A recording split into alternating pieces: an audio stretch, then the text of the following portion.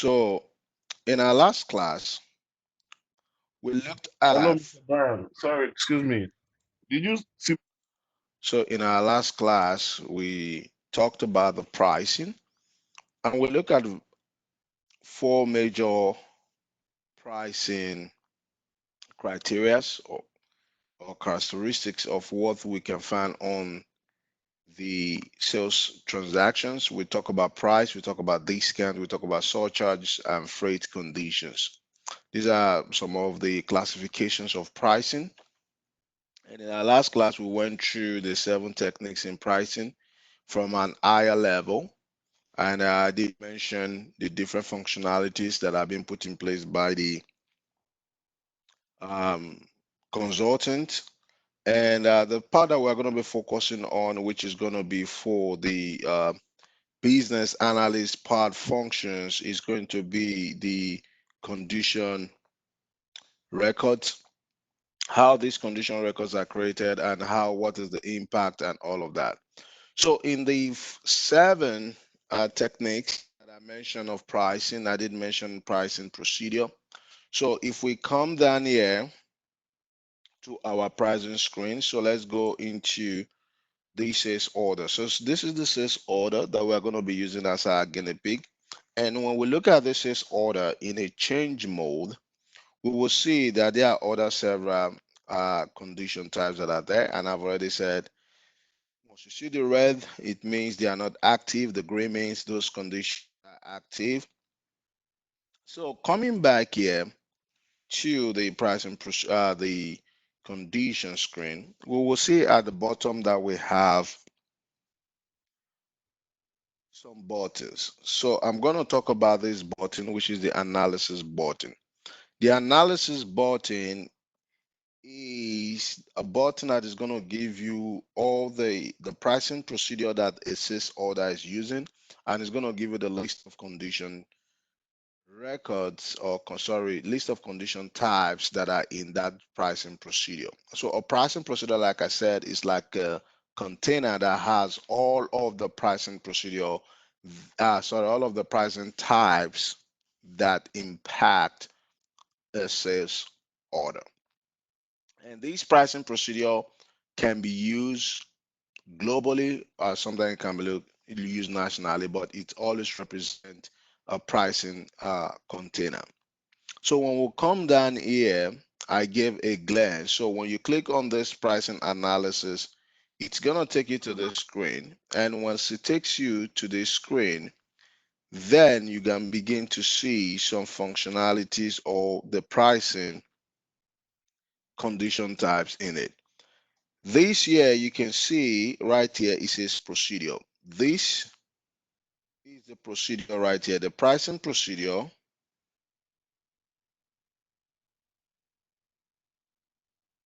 that this sales order is using is the RVCXUS.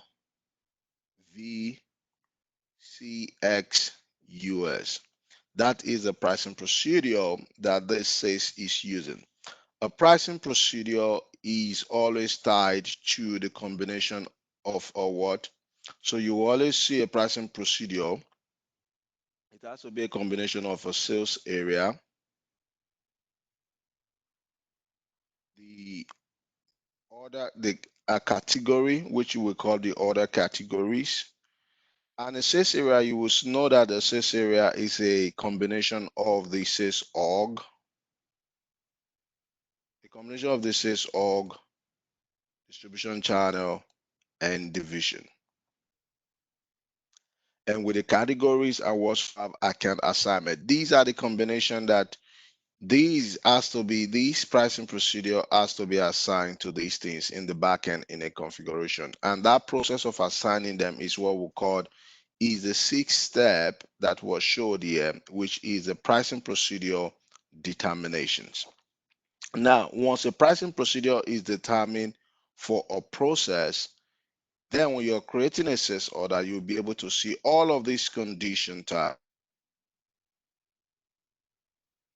are all of these condition type are inside this pricing procedure, which means that you can use all of these condition types as long as they have been maintaining that pricing procedure for one reason or the other, and they have records, they will be able to work in a sales order.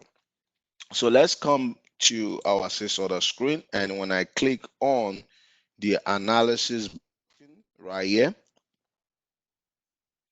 once I click on the analysis button, then you'll be able to see the pricing procedure. So once we click on this,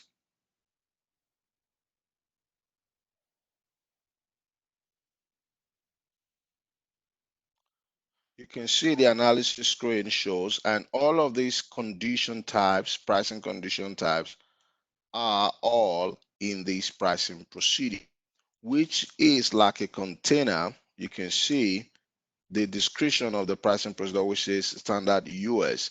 So it's like a container that is holding all of these condition types to be able to perform some certain functionality when it comes to pricing.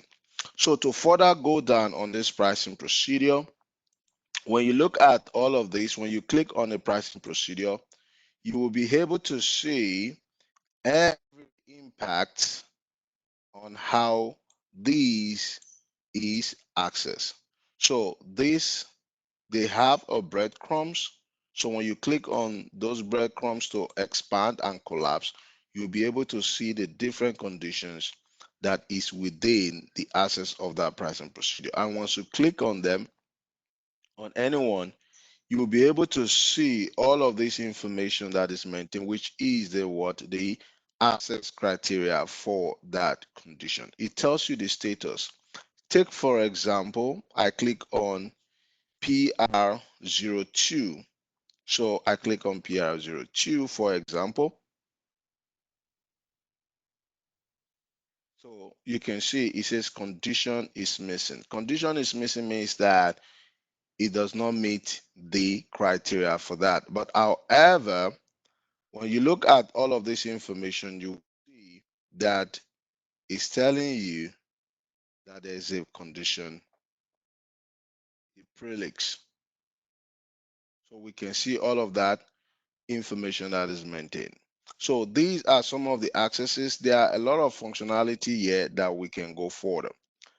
If we remember, if we remember, I talked about the techniques. I said the techniques is there has to be a field catalog that has to create for this pricing. Then after the field catalog, a table has to be created. The table is the one that kind of like store all of those transactional record. Then the access sequence is how the conditions type is accessed. So coming back to the sales order, if I come back to the sales order and click on this button right here, now let me click on PR00 for this item. So on PR00, so I click on PR00, which is our price condition. This is our price condition, PR00. When I click on it, it tells me that the condition was entered manually because I entered the condition manually. You say the condition was entered manually, it gives you the description. Now, if you look at this access right here, it says access. This access, those numbers you see there, 1, 2, 10, 20, 30, 40. These are the counter. We call this a counter.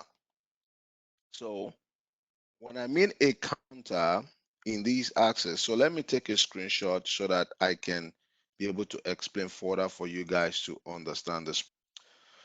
So looking at the screen, we will see that PR00, it says it was entered manually. This is the access here. Those numbers are the what we call the counters. The counter for the word access sequence. The counter for the access sequence, that is it. So it's letting us know that for this PR00, there are actually 4 access sequence that needs to be accessed for this price, which means that once you go in, if it does not meet criteria 10, then it will go to criteria 20. It will go to counter 20. If the condition is not found for counter 20, it will go to counter 30. If the condition is not found for counter 30, then it will go to counter 40. But it can only go to counter 40, and that is how those accesses is done. So if you look at those access on what it's doing, it's actually looking for this right here.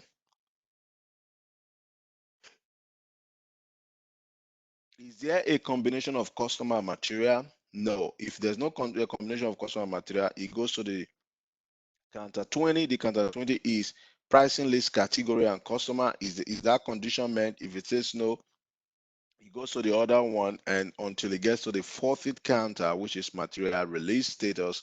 If there's no counter, then it will say no, it could not find that access. So that access is like the way the condition type access the record that is maintained in the table. And which we are going to look at it because it might looks like I'm speaking gibberish, but we are going to look at how this works.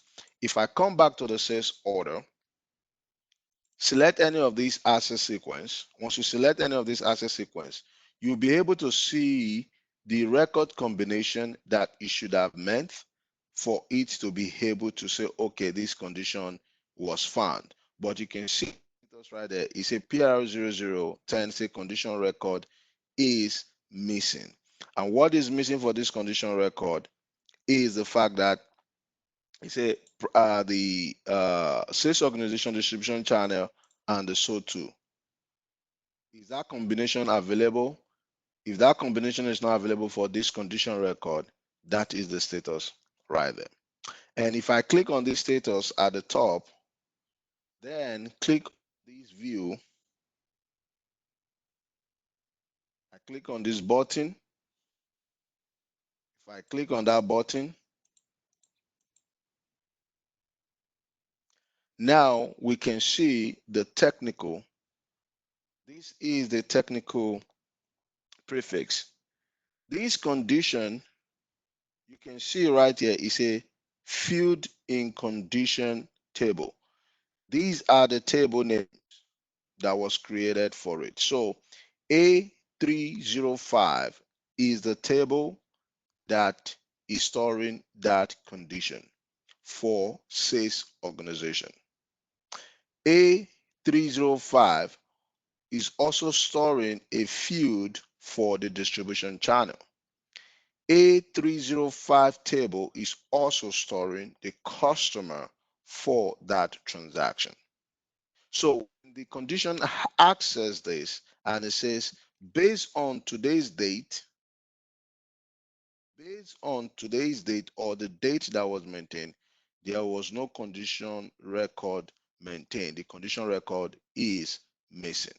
So the most important thing that I want to show us here as a business analyst is two things to understand here. Or let me say three things. The first one is understand that to find a pricing procedure, you have to go to the analysis button to find the pricing procedure that a sales order is using. And this is the pricing procedure. Once you find the pricing procedure, these are all the conditions that are available in this pricing procedure that it can use. Now, you need to know the pricing condition that you are actually looking for to be able to further analysis. Once you find the condition table, you click on it and it becomes yellow like this. To find the table behind the scene of that condition type, you will need to click on the technical view. Once you click on the technical view for that, you will be able to see these tables that are in play. The A305 are the table's name. In the later part of this class, you will understand later what a table means. But for now, this is just for you to be able to see the table name. And how did we come about the table? I told us that in the 7 techniques of pricing, we have the feed catalog, the pricing table. So I'm just trying to show you guys the pricing table of those conditions. And the access sequence, which I've showed you guys the counter for those access sequence. And now we understand what a condition types is, and we understand what a pricing procedure is. So this is how the flow works. Now we are going to go to the 7th step, which is the main part of the condition record in the master data that we are going to handle in this class. Hello, Mr. Brian. All right.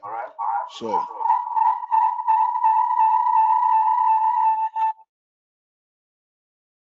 that is how we're going to.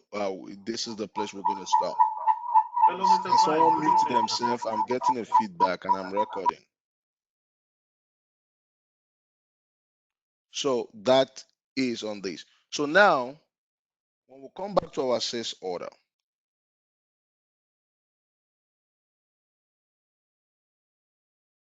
let's come back to our sales order. Hello, Mr. Brian. Good evening, sir. Hello? As a business analyst, you are not going to be creating the pricing procedure. No, it is not your functionality. You are not going to be the one creating this pricing condition. It is not your functionality. It is the job of we, the consultant.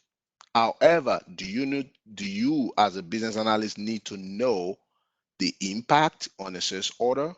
Do you need to know what a condition is? Do you need to know where to find it on a sales order? Do you need to know what container that that these condition types are collected? So you need to be able to know those things. And when we are using a layman's language, containers, all these things, we need to also bring it to the SAP language. So that's the reason why when I mentioned the name pricing procedure, I showed you guys, and I also mentioned that it is like a container that holds all the condition types in a sales order, but that is the SAP terminology of calling it pricing procedure. So let's come back here. If we come back to the sales order now let's go further into the pricing. On this sales order, like I said, the PR00 is the price. This material, which is laptop 90, cost $40. The $40 is the net value that you see right here. Now, how was this $40 set in the SAP system? Every condition that you see here, they have values, some of them, like the GW has a value of 90. VPROX has a value of 50.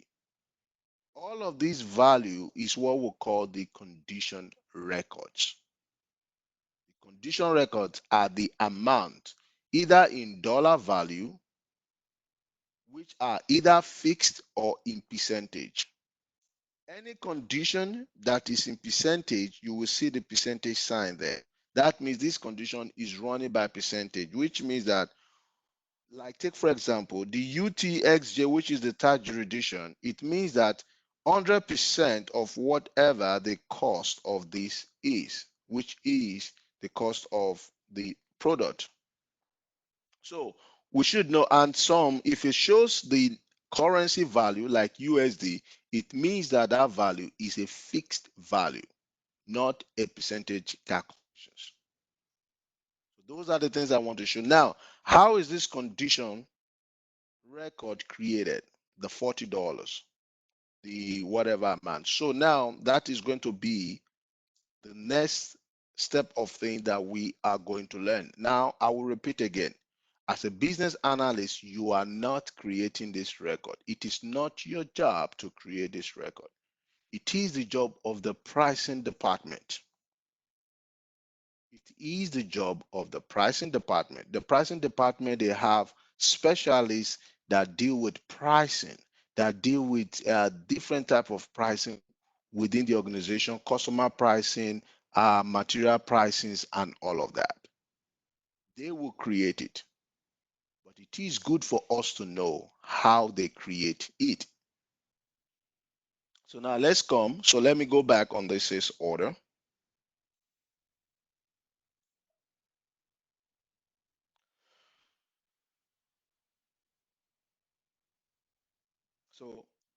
So we are going to do this. The first one is this customer. We're going to take this customer. Let's come here. And let's take this customer as an example. So on this sales order, we have two materials, laptop 90 and M-01. If I double click on M-01 and we go to the condition tab, we will see that the PR00 for M-01 is $982. Now we want to create our own price tag or price amount for these materials. And we're going to be creating for M-90, and we are going to create also for M-01 for the customer. To create a pricing record, we use transaction VK11. To create a pricing record, to change the pricing record, we use transaction VK12. To display the pricing record, we use transaction VK13. All right. So when I mean setup, our pricing records are maintained or set up is the same way. Created is the same terminology, either way you want to use it. All right. So let's go into that transaction in the SAP system. So let's go to VK11 to create our price. Now, when you come to VK11, at this very junction, it's going to ask you what is the condition type you want to create a records for. Now, you have to put in the condition type. So our condition type that we want to create a record for is the price for now. And the price, the condition type that represents that is PR00. So we click on PR00. Once you click on it, enter on your keyboard, you get this pop-up. This Sorry, pop-up, Mr. Brian, 1 minute. I'm sorry.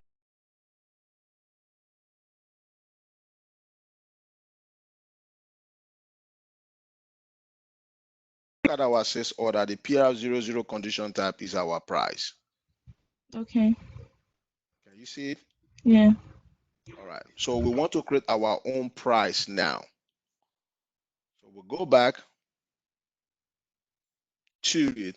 Now we get this pop-up. Immediately you enter your PR00, which is your price condition. You click enter, you're going to get this pop-up. This pop-up says what? Key combination. It is the same if you click on this button here. This pop-up is the same. Now, what does this pop-up means? We have 1, 2, 3 buttons here. The system is asking you, how do you want to access this record? Which means, what access sequence are you trying to use to create this record? And that is the reason why I was trying to let us understand the 7 techniques in the way a pricing works. So asking what access. So the first access, there's a customer material with release status. What it simply means is just that, are you trying to create this pricing record for a customer and a material? That is what it means. Are you trying to create this PR00 condition for a combination of customer and material? The second option there, it says that, are you trying to create this PR00 for price list category, currency, and material? This is what has been set up. And the last one says, are you just trying to create this PR00 for just material, no combination? Now, in this scenario, we are going to do two examples so that we can have a clear understanding of what this is. So the first scenario is I'm going to select the first radio button. I'm going to leave it at default. So we are going to create customer and material pricing record. That's what we want to create. So once we confirm, it takes us to this screen and it says create your pricing record PR00. Create the pricing record PR00 and is asking us the sales area and the customer you are trying to create this record for. So by default, because I've been on this screen before, that's the reason why you have an automatic population of this information, because I've been in the screen before. Now, the sales area you are going to use is going to be 3,000 and the distribution channel is 10. Now, let's take a step backward a little bit. If you are in the real world, you are working for a client. The sales organization and the distribution channel that is going to be here is going to be that of your client, that of your company. So let us understand that this is a training system as well. So I want to be breaking things down so that we don't get confused. This is a training system. So our training sales organization channel and distribution channel is 3010. If you are in the real world, it's going to be your company sales organization and distribution channel that is going to be here. Now, what customer is not asking, what is the customer you are trying to create this price for? Let's take a step forward before we maintain that. Take, for example,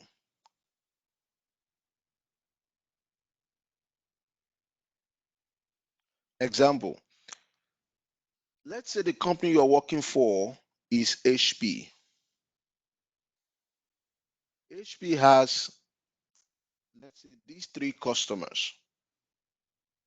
They have customer ABC, they have customer DEF, and they have customer XYZ. Let's put it that way. Now, HP has a material M-01. That is HP material. This material, these three customers, 1, 2, 3, they all buy this material M-01. However, when they are buying this product from HP, they all have individual price that HP sell to them. HP sell this M-01. Let's say HP sells this product for, let's say, $100.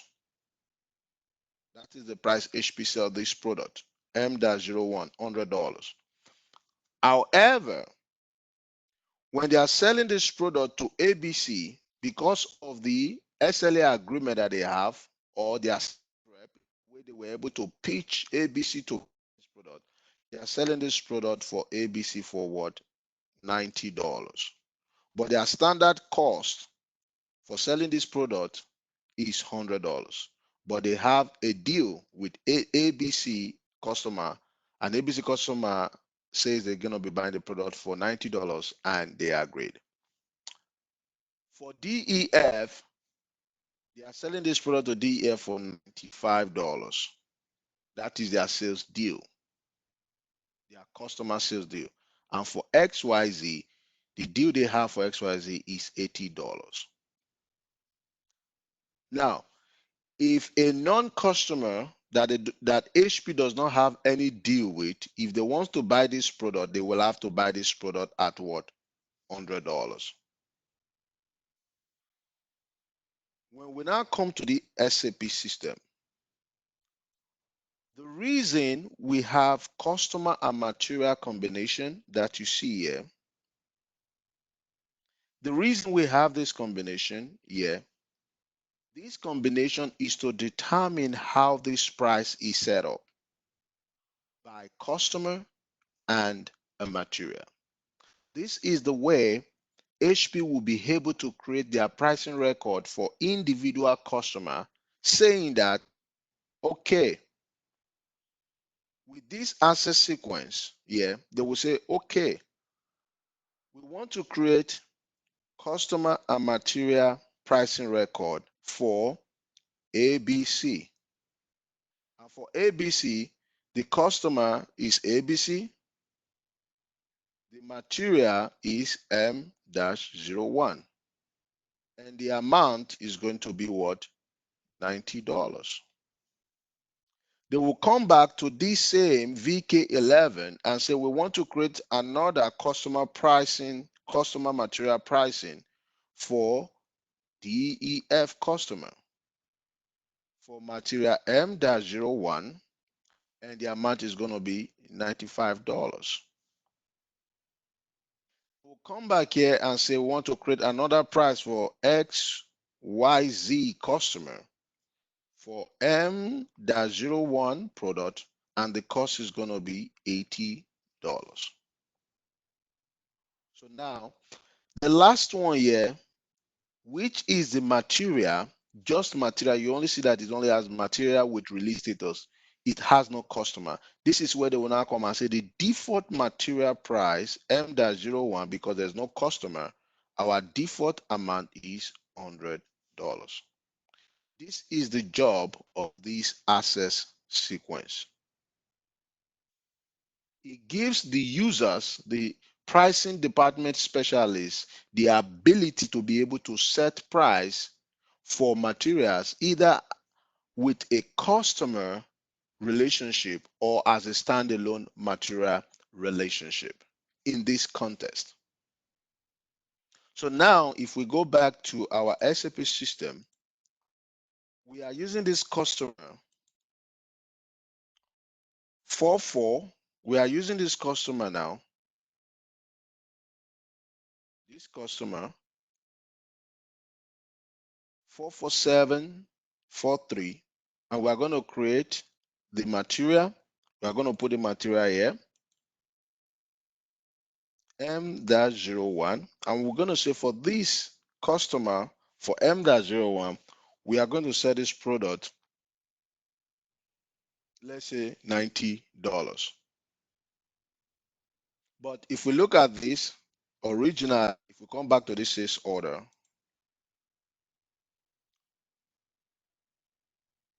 if we come to our sales order, our original price for M-01 is $982. So let's just match the example for the cost.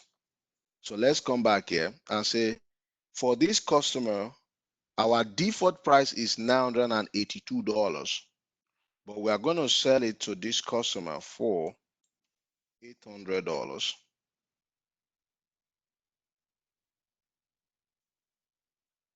The unit is the currency, is going to be a USD, is going to be 1 for 1 piece.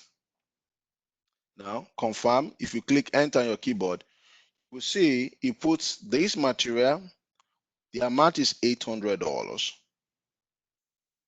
So now let's look at it. So for this customer, if this customer buys this material M-01, it's going to be what? $800 for 1 piece of it. Now, another key important thing here is every price has a validity date. Because of different promotions, price could expire, price could increase, price could decrease. So there is always a validity date for every price. So the valid from will always be the first day of the month, which is going to be June. Let's say tomorrow is June, but we are going to say, okay, this price is going to start from the beginning of May. And this price for $800 is going to end, let's say, next ending of next month, which is the 30th. And we're going to put 06, and we're going to take this out. We're going to say 2020. Press enter on your keyboard. Once that one is created, so let's take that. Let's add one more material to make our example fully.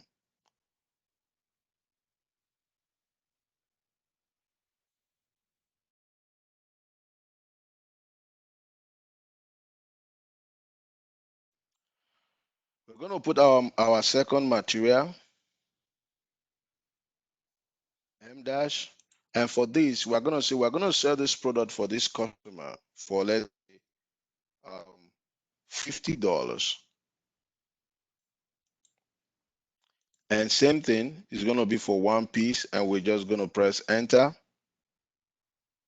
Put your US and enter for one piece.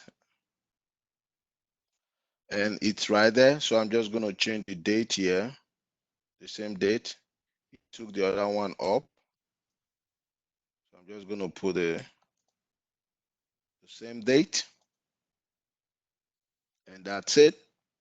Once this is maintained by the pricing analyst or by the pricing specialist, then they will save these condition pricing records. So they will save the condition pricing record. That's the next step. Just click on save. So this pricing condition record is going to be saved for this customer with the combination of this word sales area information, and for this material with this cost.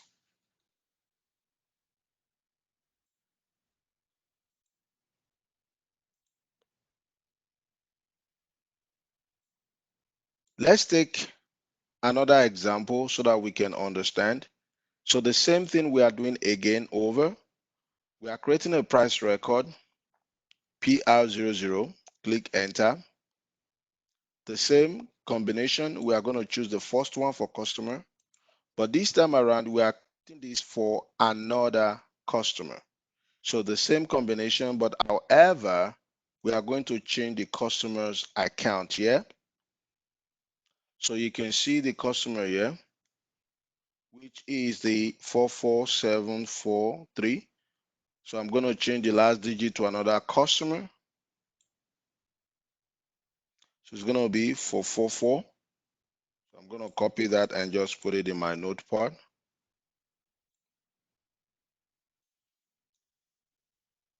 So we are creating for this customer.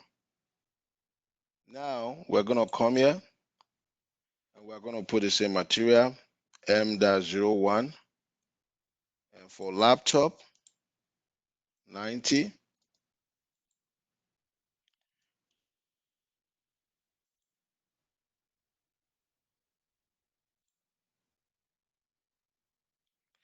Okay.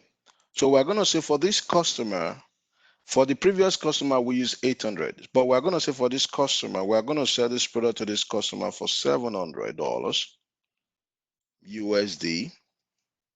And we're going to sell this product to this customer for, let's say, for laptop 90, we're going to sell it to this customer for $70 USD for one.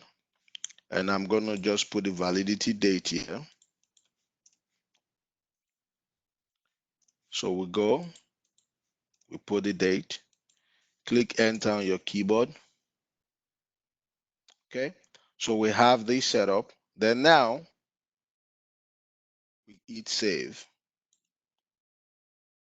So we have created two pricing record for two different customers. The last example we are going to take here before we go create our sales order, VK11. This time around, we're going to go still the same condition type, pricing PR00. But now we are going to create a material cost. If we look at our example, the first sales order that we created, M-00, M-01 material already have a material cost, already have a default material cost, which was $982. However, our material laptop 90 has no material cost yet because we created it. Now we want to set a default market cost for that material. So then we click on what? Continue. You can see I choose only material. When I click continue, if you look at the top here, there is no customer. There's no customer because it is just a what? We are only creating the PR00 cost for just the material. We only have the material field, but no customer. So this is going to be a default price that will be the sell price for this material for any customer. So we are going to put our material here, which is our laptop 90.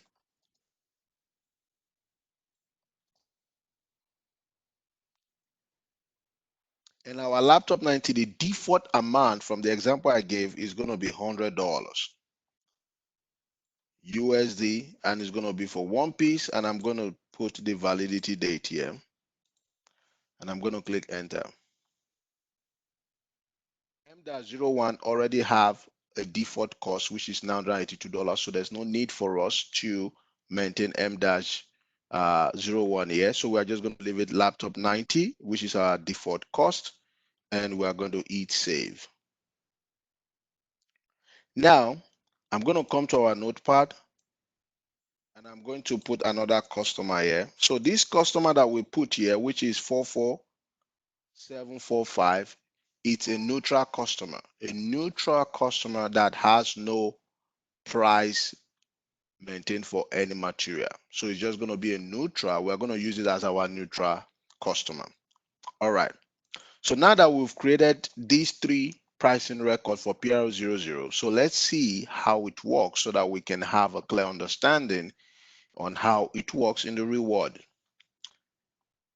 So the pricing department have created this price in their own department.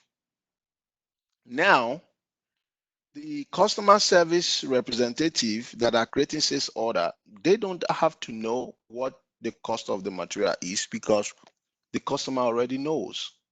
The customers, they have already know that maybe they are shopping from the website or their sales representative have already given them the cost, so they already know their own cost. So the customer service rep just comes and create a sales order here.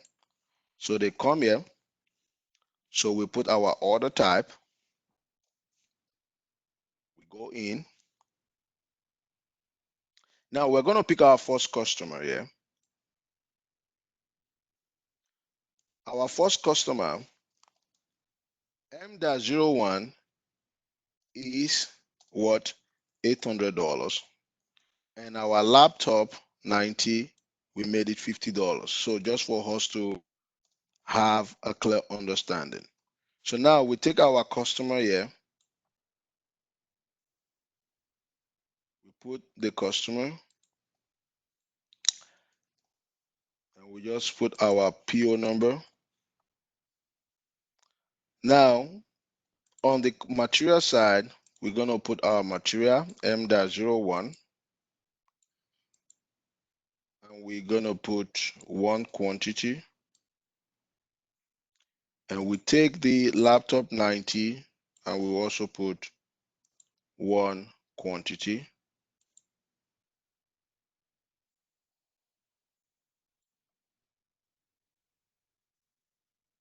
All right.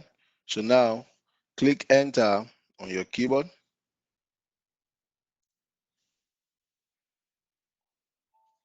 Okay. So now that we've entered on our keyboard, so looking at this, we have our customer, we have our two materials, we have our total cost. So now let's go and look at the individual price for this material so that we can see how the system behaves. So the first is I'm going to double click on the first material, M01. And we'll go to conditions. And right here, so for this, it's still 982. So let's hold on. Let me check. Let me double check that. The issue was because I didn't save. I thought it saved. All right. So if we now look at the PR00, the standard cost for the PR00 was $982. But because we have a different customer, so we created for different customers, so the price now is 800 for just this customer. If another customer, which we are going to look at, you will see is $800.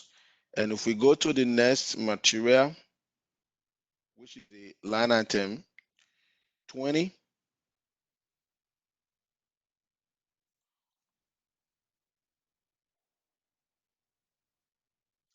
we will see on the line item 20 that our material cost is $50. So while we have this, let's open another screen and look at this side by side with another customer. So this time around, we're going to use our default customer just to see how it behaves so that we can have a clear understanding. So I'm going to go to the same VA01 screen and try to create a sales order.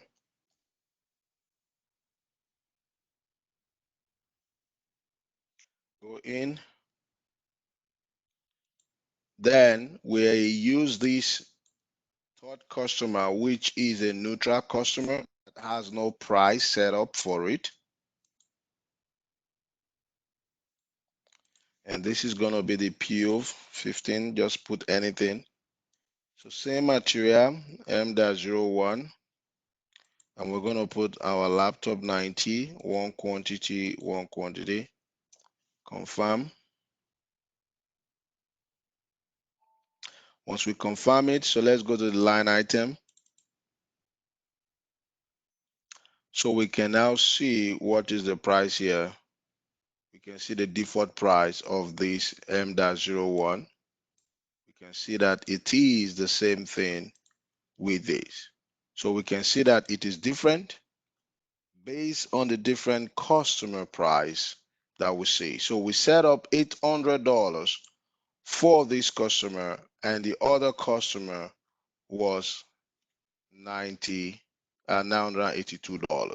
So we can see the difference in the price. And if we go to the second line items,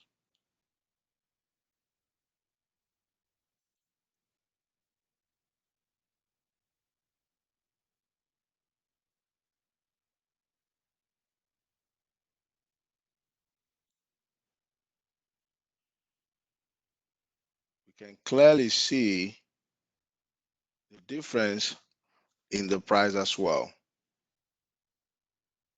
So we can see that the default one is $100, and this one, the next line item is $50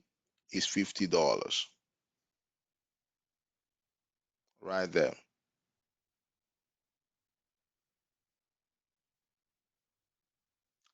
So this is the functionality of the condition type and how to create. So coming back to our board, it is very important we understand that VK11 is to create, VK12 is to change any value. You cannot change the material of the customer, but you'll be able to change the amount. So mostly is to change an amount, and VK13 is to display.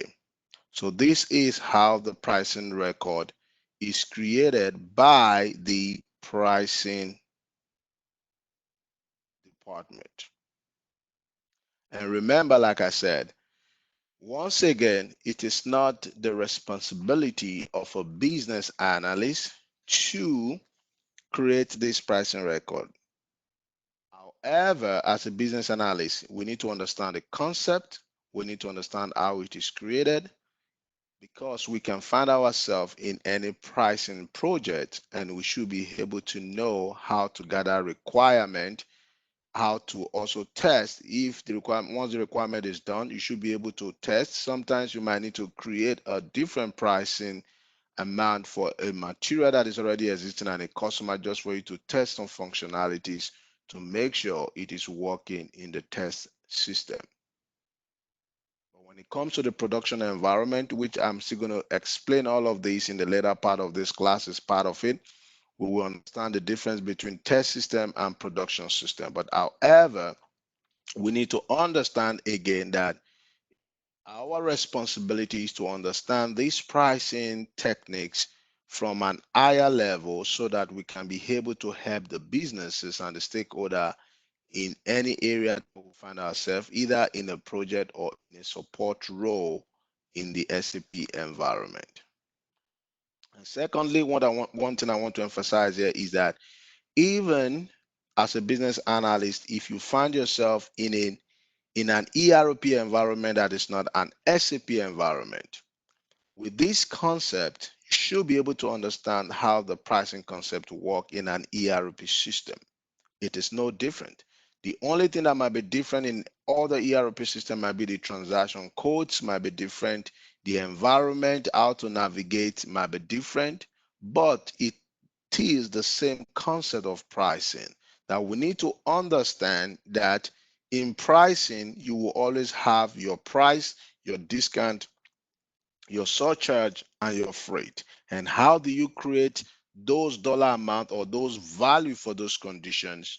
They have to be a condition type, and the records has to be created for those condition types for any given sales order to be able to pull a cost, a price, a surcharge, or a freight. All of this has to be maintained. And we need to understand that there's also some requirements and some functionalities that in pricing, not all condition type as well is maintained.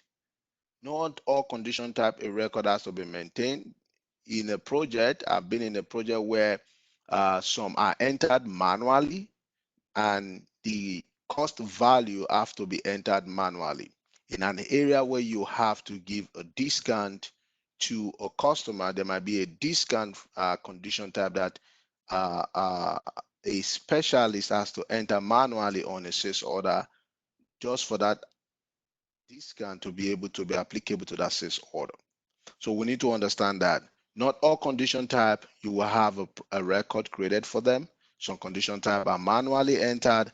The dollar value or the percentage value are manually entered. Another test scenario is some condition type, they get their value from a third party systems that might be tied to SAP, but however, it's the same concept that goes with them.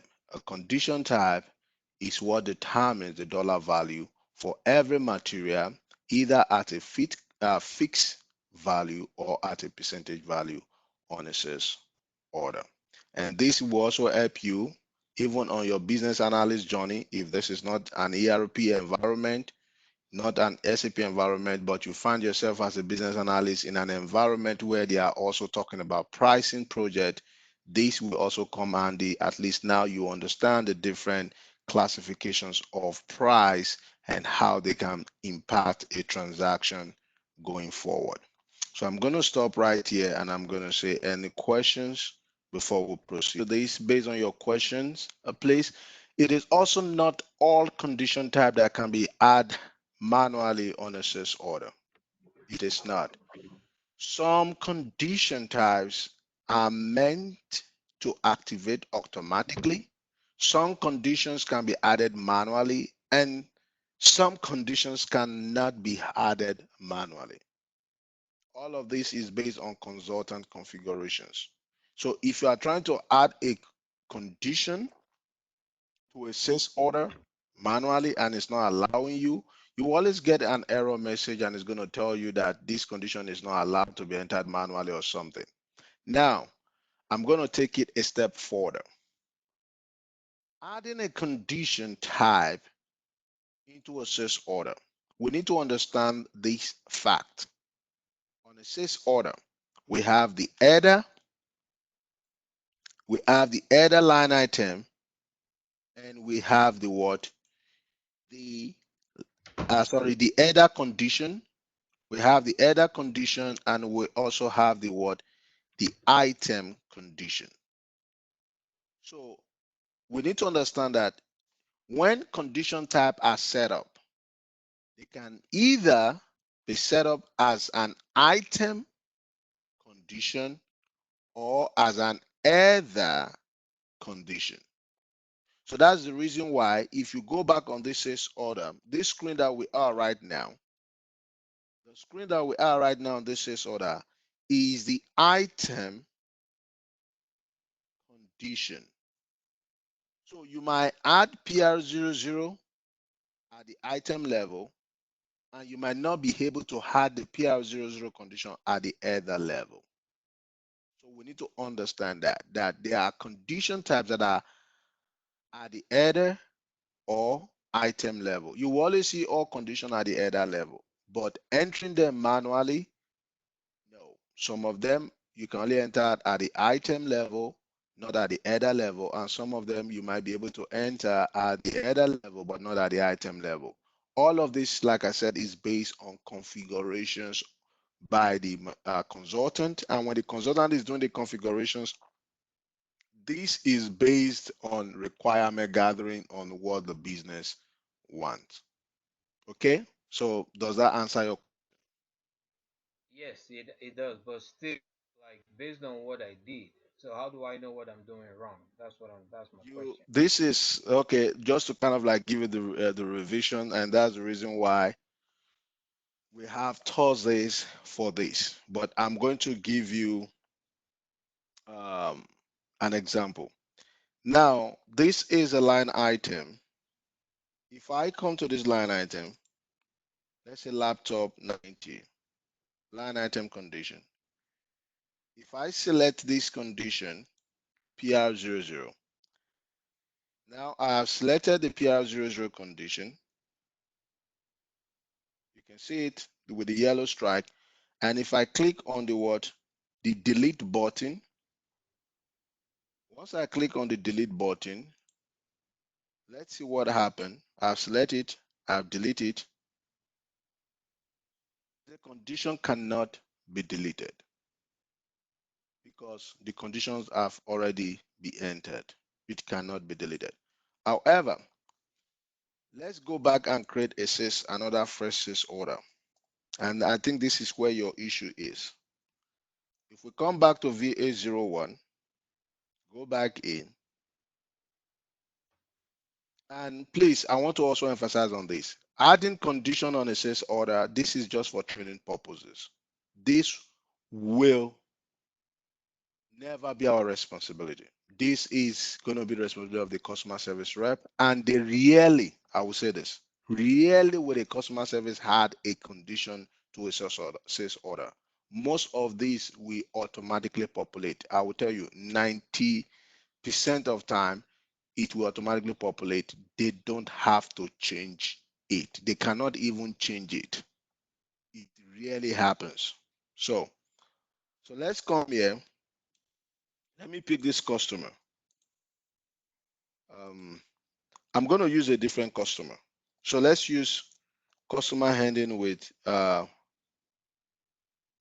me make sure so that I don't put the wrong customer. So let's put a customer that has no price set up yet. Maybe if let me see if that customer exists. So I'm going to put a PO here and confirm. So this customer does exist, and I'm going to put our material. So just this one material.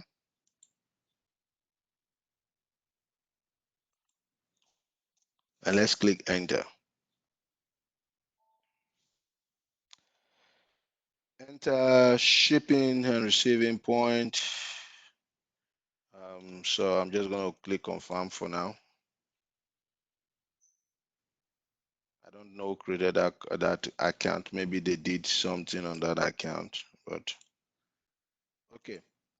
So let's do this. So I've entered this material one piece. If we go to the line item of this material, Go to condition, the condition line item. So we've already put a PR00 here. We've already put a dollar amount. So let's try with another one. So let's go back. I'm going to use, let's use laptop 100, the new material number. So come back here.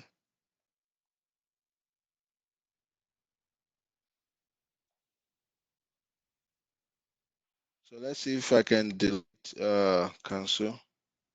So let me see, let's delete this item.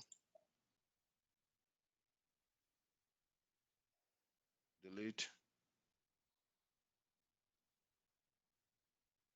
Okay, so let's put this material. Let's put one quantity. Let's confirm. Okay, so this might be challenging. I didn't know material. So laptop 95. So now if I double click on laptop 95, go to the line item condition.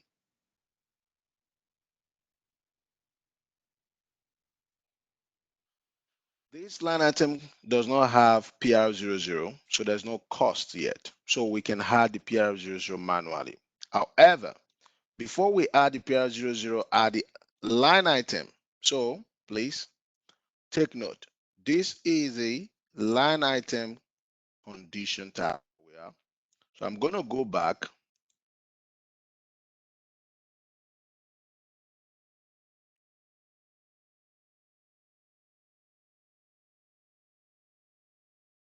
Okay, I'm going to come to the header condition.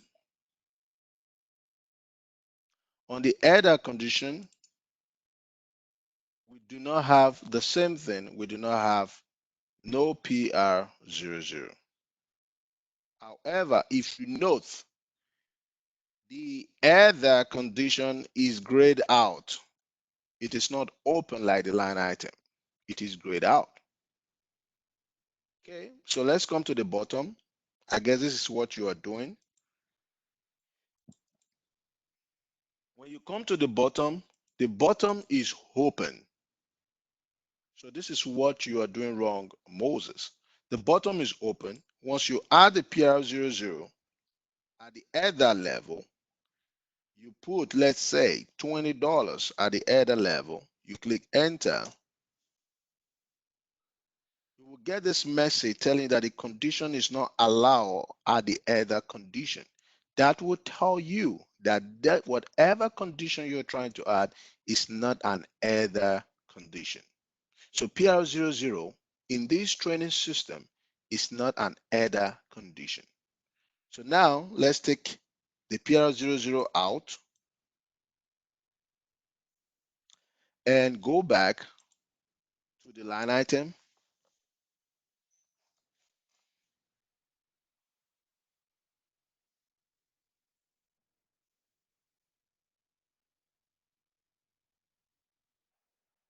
And double click on the line item condition. On the line item condition, let's scroll the way down.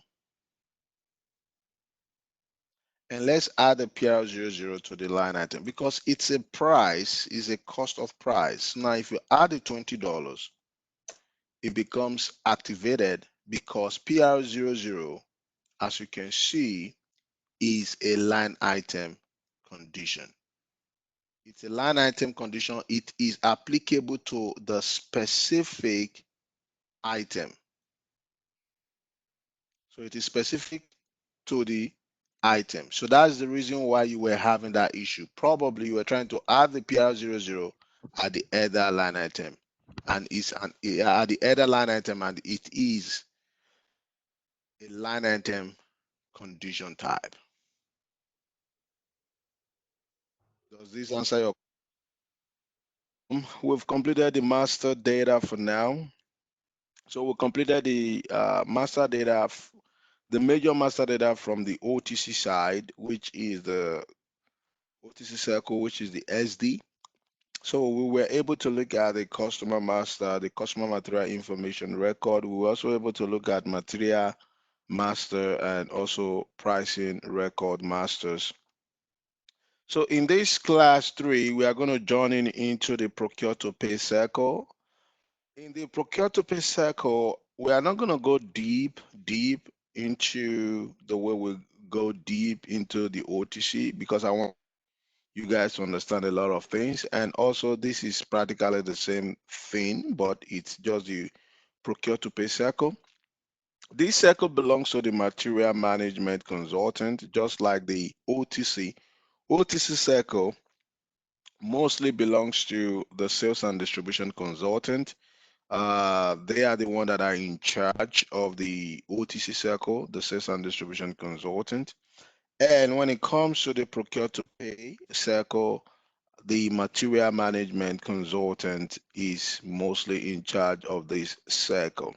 So it's just for us to understand the OTC and the procure to pay cycle at some point. Then under the procure to pay cycle, we're going to look at purchase execution activities. We're going to look at purchasing activities. We are going to look at some of the goods received activities, vendor and billing invoice activities, and the procure to master data. It's just the same thing when I say purchase execution activities. This is just like the pre-sales activities in the sales environment as well. So when we talk about purchasing activity, this is just like the sales order activities. And when we talk about goods received activities, this is just like the uh, delivery and shipping activities in OTC. And we'll talk about vendor billings and invoice received activities. This is just like the billing activities. And with a combination of the a little bit of AP. And then when we talk about the procure to pay master data, so we are also going to be looking at it, procure to pay master data, just like we look at the OTC master data. And in the next, which is part of this class 3, and hopefully this time around we're going to be going rapidly just to be able to cover ground. So everybody has to sit their bed up and try to catch up, because we have a lot to still cover. We're also going to be talking about database and SAP database. As a business analyst, it is very, very important that we know what a database is. This is not just being an SAP business analyst, but also if you find yourself becoming an ERP business analyst, or even a business analyst in IT environment, it's very, very important we know what a database is. And when we go into the database activities, we are going to be using the Microsoft SQL database as our landmark before we also go to understand the SAP database as well. And in the database section, we're going to go to introduction into database. We're going to go into database tables and basic SQL.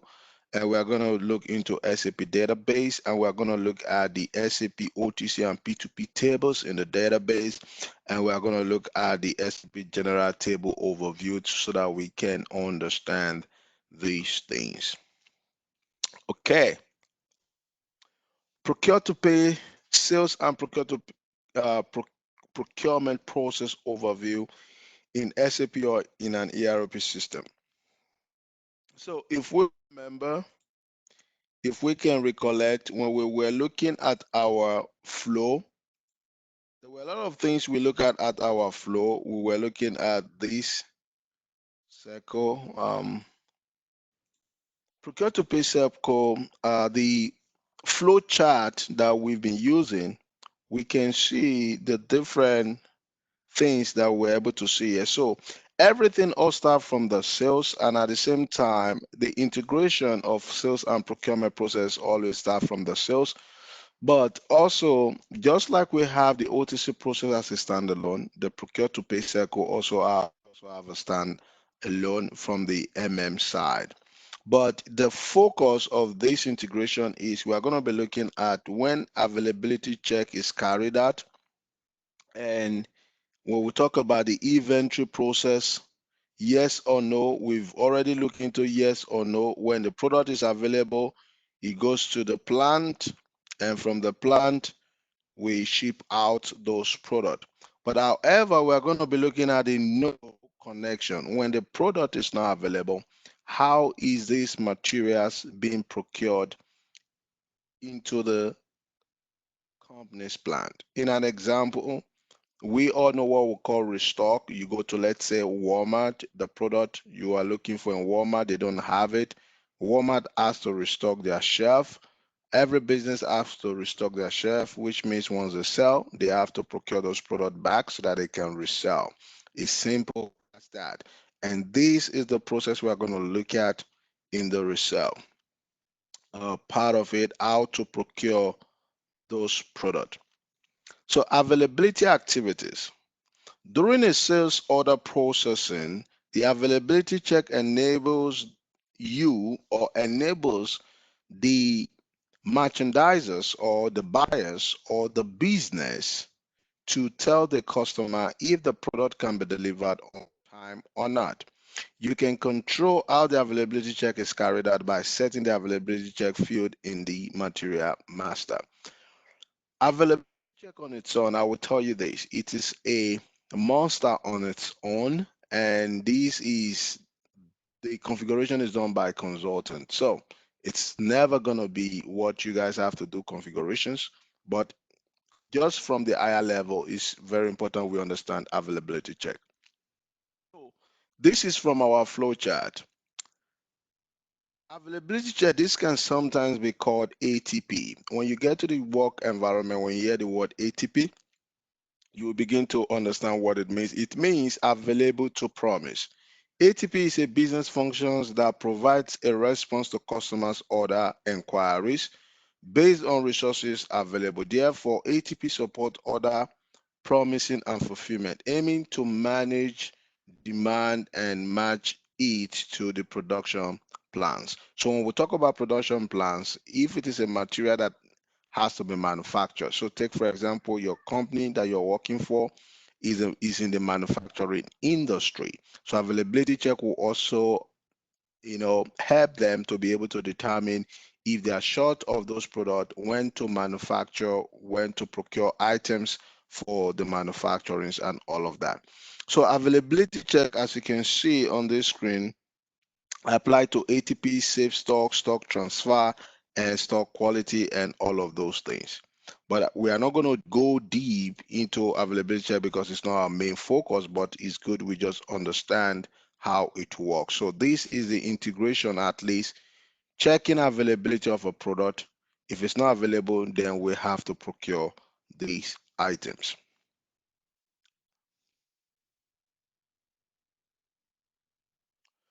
Procure to pay cycle. Procure to pay cycle, also known as P2P, is the process of obtaining the raw materials or the trading goods or materials needed for manufacturing or sales for a product, or providing a service or market or making payment for these activities. So when we look at the procure to pay cycle, the procure to pay cycle always starts from the purchase requisition. So the purchase requisition is the activities that is done with the vendor before the item is bought. It's just like the pre-sales activities. This is where the company you are working for get in touch with their suppliers or with their vendors to inquire about a product availability, to inquire if they have this product in stock. Just like the OTC circle, the purchase requisition activities also involve the company reps also dealing with the other company reps. So let's take an example, and I'm just going to be breaking things down along the way as we do. So it's just like the same thing. We can put it here in this essence of, let's say, HP as an example is the company you're working for, and HP manufactures things like laptop. We have things like printers. All of these parts, the parts that are being used to manufacture these items, these parts are being procured from vendors or suppliers. Have been procured for vendors or suppliers. So HP, before they manufacture those laptop printers, they put it together. Every pieces, every part of those laptop, take for example, a laptop has a keyboard on it. It has a screen, an LCD screen. When you open the laptop, you have the panels. A laptop has a charger. All of these parts, before they are put together, HP as a company has to procure these items from a vendor. So that is where the procurement starts. So the procurement stage starts from the purchase execution activities where they have to inquire the availability of this product, settle on the cost, settle on different things and all of that. So in this case, HP can be using an ERP system called SAP. So they can be using an SAP system. As they are using an SAP system, the vendor also can either be using an SAP system or a different ERP system entirely. But the most important thing here is that they can also communicate within each order electronically with each order. So which means that the purchasing requisition activities, just like an inquiry, will entail getting the quote of the item, settle on the price, and all of those fun things before the purchasing of those items is done. Once this is done, just like the OTC side where you have to set up an account of those customers in the SAP system, like customer masters, you have to set it up before they can start buying. It's the same thing whereby HP also have to set up individual vendors account in their system as well. So if they have vendors that they buy from, maybe a Y, they have some XYZ company, they as a vendor, they have to also set those vendor up in the what SAP system as a vendor. This way they can be able to do business with them. And just like HP set up these vendors in their own SAP system, these vendors also have to set up HP as a customer in their own system. This way they are able to communicate with each order, send in purchase order within each order. So now companies do have list of vendors that can provide them materials for their needs and services.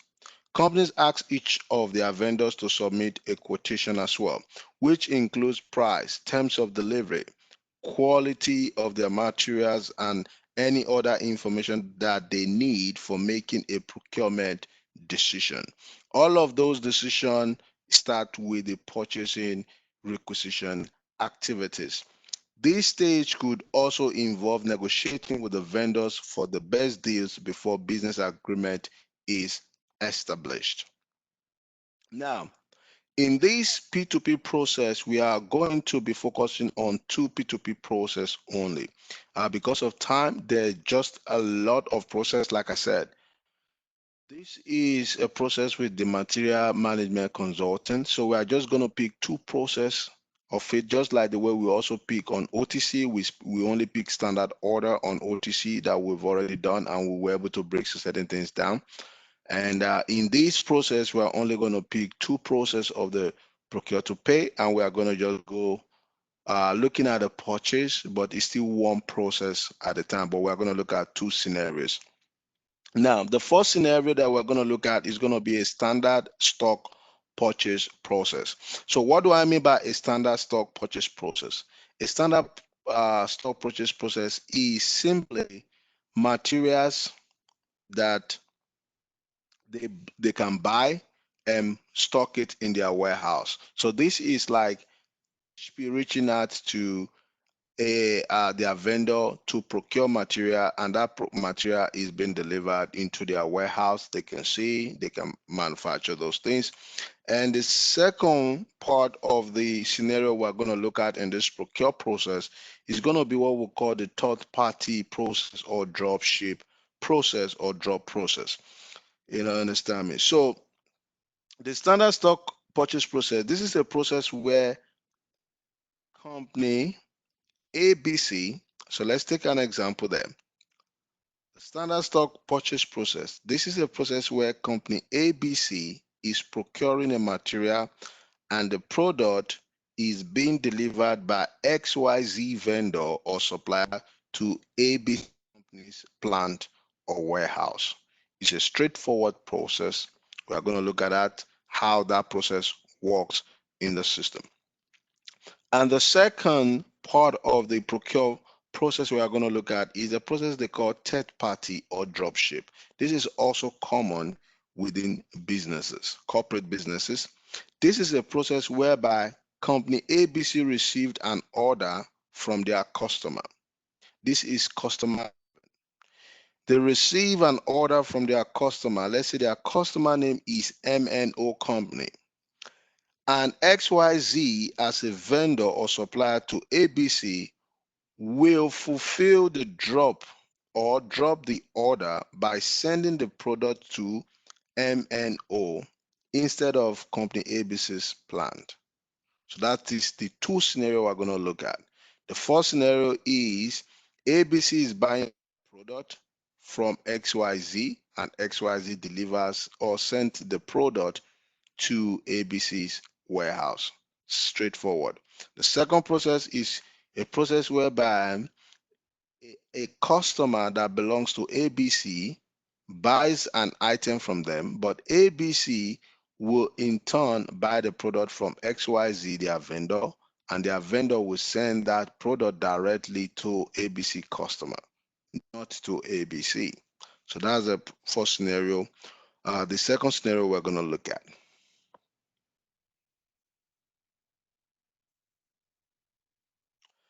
Okay, so the diagram that is showing here, we are going to try and break this diagram down, which is going to be the first scenario.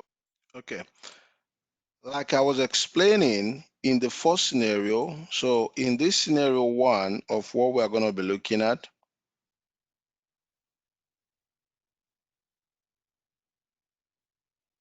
so in this scenario one is a straightforward stuff. So this is ABC, which is, let's say it's the company you are working for.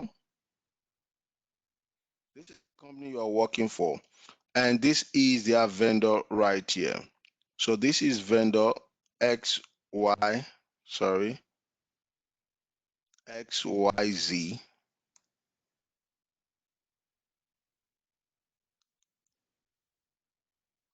So what happens here is, let's say the purchase execution has already been done, the activities has already been done. So what happens? This is the process we are going to look at in the first scenario. So before we do that, let's go and look at the purchase execution activities so that we can create these activities in the system and see. Okay, so the first step here is the purchase execution activities. Purchase execution activities are a document used when an employee needs to make a purchase or an order request on behalf of their company. Purchase execution documents are also involved in this process. It is a document that is used to inform department managers or the purchasing officer of the decision so that the purchasing department can start the purchasing process. That is what a purchase execution document is. And we're going to look at how this document is created in the system. We also have a transaction code that is used to create a purchase execution by the merchandisers or the buying department. So this functionality is initiated by the buying department instead of the sales department. So in the buying department, for creating a purchase execution, The transaction code is ME51. Now, I will refresh again.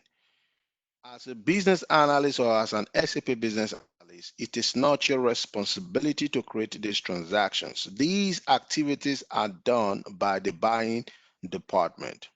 But as a business analyst from an eye level, it is very important that we also understand how this process works. And at least it's a benefit if we are also able to create these transactions hands on in case when we find ourselves in a testing requirement project. Okay, so the next thing is a document structure. Just like in the OTC that every transaction has its own document structure, the purchasing execution activities also has a document structure. The document structure, a component that makes up the sales activities document and the tables in which these activities are stored in the system. So I'm going to take this, that shouldn't be sales, so that should be purchase activities document. Item categories, yes, they also have their own item category. Item category are responsible to control the behavior of items in a purchasing requirement document. And we are going to look at how that item category plays a role. So this is going to be applicable in the second scenario of the procurement scenario that we're going to be looking at. We're going to look at how an item categories are assigned to document types. Item category is populated based on the document type selected for an order entry. We are going to look at item categories also. The Procure to Pay Circle also have its own word, item categories, how they manifest. Okay, so the first step of what we got to do is we are going to go into the SAP system now, and we are going to create our first purchasing requisition. So to create a purchase requisition, we have to use the transaction code. See, we have to use the transaction code ME51. So that's to create our first purchase requisition. ME51N, that is the new transaction.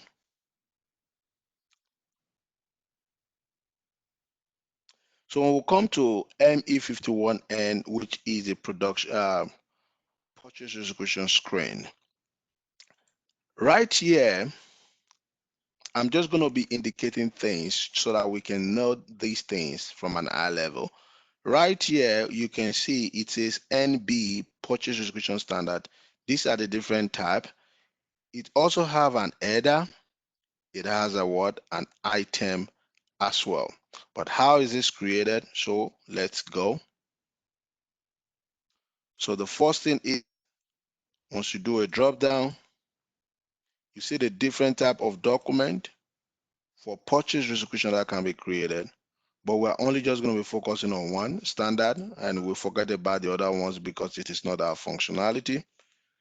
So click on enter.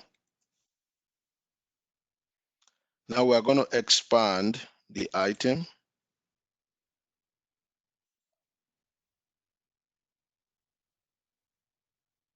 Okay, so this is the header right here.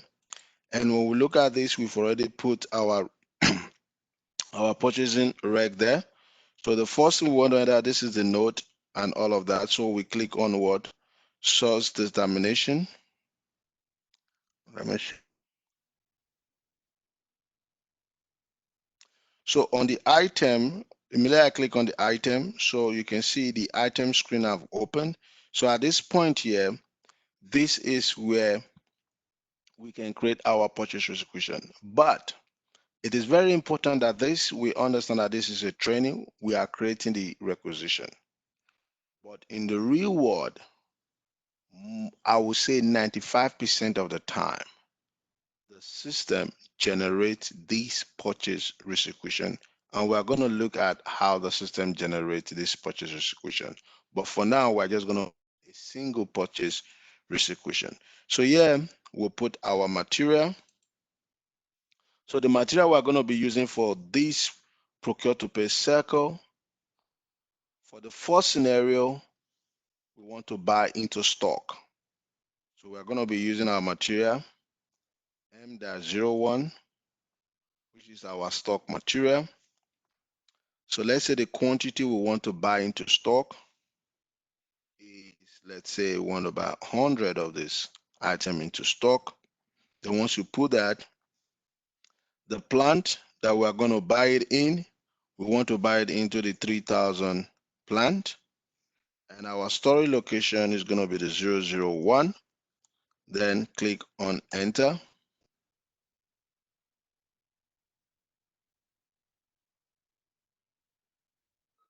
All right.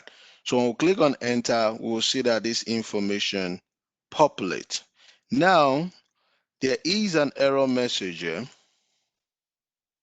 which says what?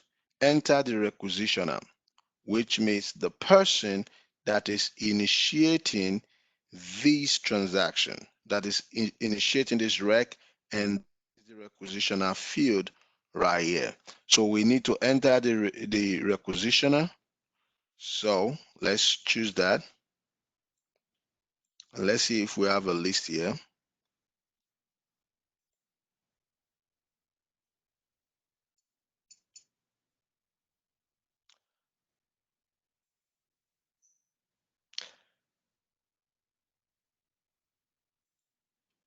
On the requisitioner, just use your ID, your username as the requisitioner, just as I put my user ID there.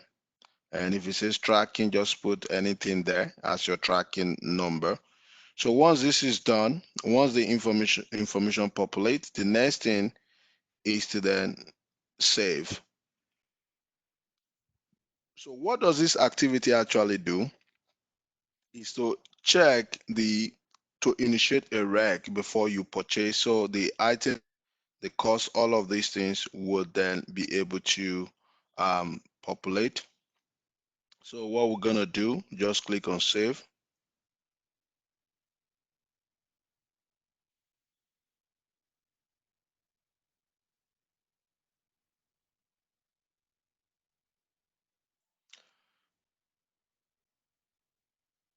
See?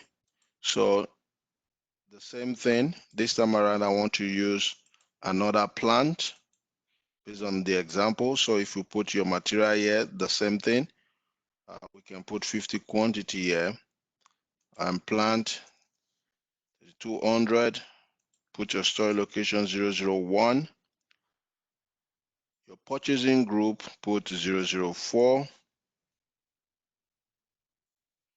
as a purchasing group, requisitioner EH7MQ, just put your user ID there, and on the tracking, you can just type anything there.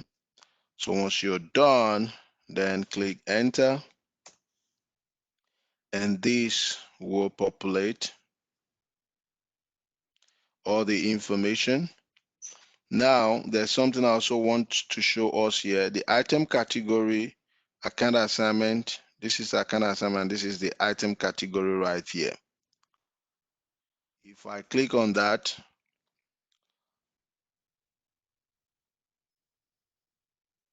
looking at the list of the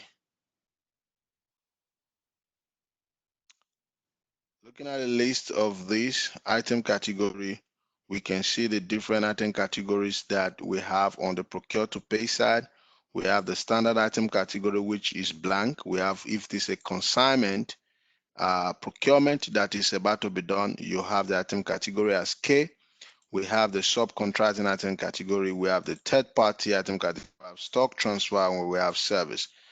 The two scenarios that I said we are going to be focusing on in our previous screen right here, when I said 1 and 2, those two scenarios are for this item category, the third party, which is S, and the standard. So right now we are working on the standard, and in our next scenario, we are going to work on the third party process to see how that part works out. All right, so once all of this is maintained, everything is populated, all you need to do is click on save. and this procurement is then saved. So this procurement is like an inquiry in the OTC environment, which we've just created based on the cost amount that is available for this procurement. So the next step of a procurement, just like an inquiry, is then we have to convert the quote. We are assuming on this requisition, we already have the cost back. We already know what the cost is for that item and all of that. Now we need to convert the quote just like we did in a sales order. I would also like to also emphasize on this that the requisition process, sometimes it is not mandatory. A purchase order can just be carried out without a requisition activities. And the second thing I want to have you guys focus on that these purchase requisitions sometimes are created also from third-party system. Take for example, the vendor is using a website. They can go to the vendor website and create their recs just to kind of like it's gonna come into the SAP system. So these are the things that we need to understand the different processes that a requisition can be created. But because of this training, we are using the SAP system as our foundation to understand how a rec is created. So now that we've created this rec, what happens in this essence in the first scenario is that the rec needs to be converted into a purchase, needs to be converted into a purchase order. A purchase order is when it becomes legal and official that we want to buy this product. A purchase order is like a what? A sales order. That is what a purchase order looks like. It's like a sales order. This is the time that you or the company is telling the vendor or the supplier that they wants to buy this product. So a purchase order is a commercial document and first official offer issued by a buyer to a seller indicating types, quantity, and agreed prices for and service. Document structure. A purchase order also have its own document structure. And when I said document structure, from our previous class, when we're looking at the OTC circle, I said document structure is the table behind individual transactions, how these data are stored into this table. And that is what we're going to be looking at a part of the later class, the document structures of these tables. The document structures are components that makes up the purchase document and the table in which these activities are stored in the SAP system database. Types of purchase order. Yes, there are several types of purchase orders, just like we have several types of sales document. So we have types of purchase order document. There are different types of purchasing process within the SAP system that purchase order could undergo. But we're only going to be focusing on just one, and we're going to be looking at two scenarios in that one process. T codes. These are transaction codes that are used in SAP system to navigate between one screen or one environment to another to perform an event, task, or transaction, which I believe by now we are already used to. So creating a purchase order, we also have the transaction. These are old transaction because we are using a old um, flow. The new transaction is ME21N is to create a purchase order, and ME22N is to display, and ME23N is to what? Is to change. So we're going to go into the system right now and we're going to create a standalone purchase order so that we can see how it works. So I'm going to go into the system.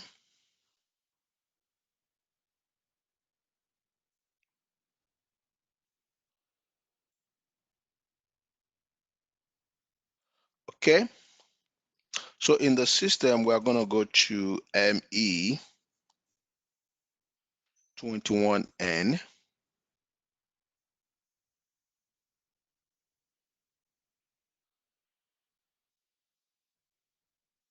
All right. So let's come here to understand this first scenario.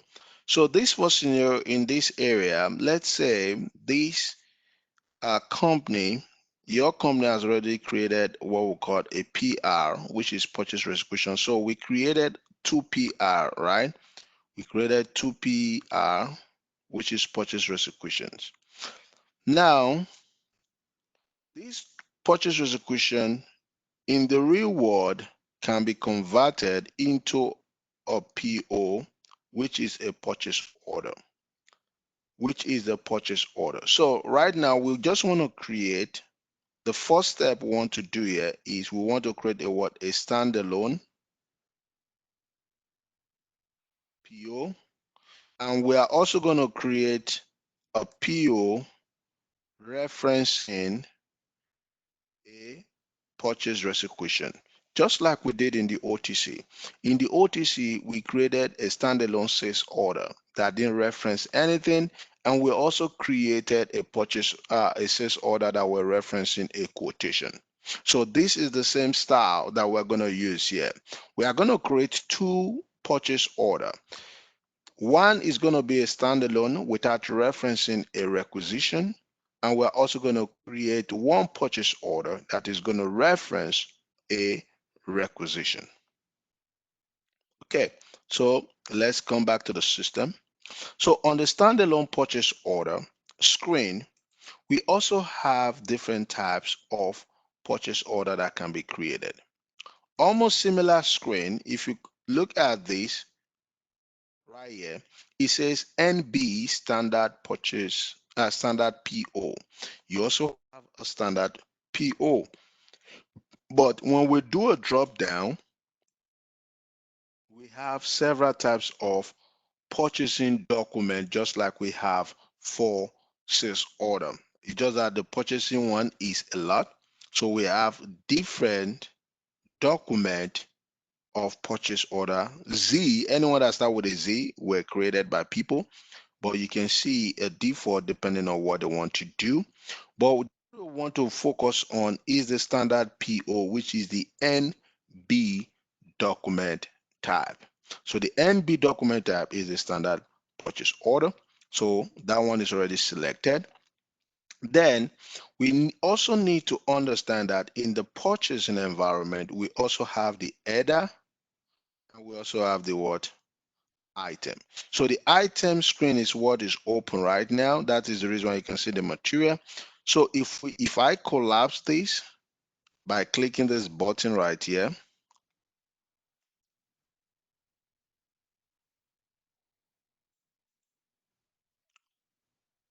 okay, so we can see very clearly that we have the item overview, which is the item, and we have the what?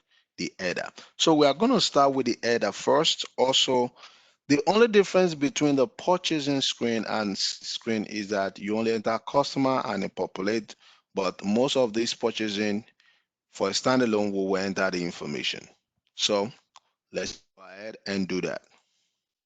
So I'm going to click on the header. So on the header screen, I have these different tabs. So on the header screen, there are different tabs.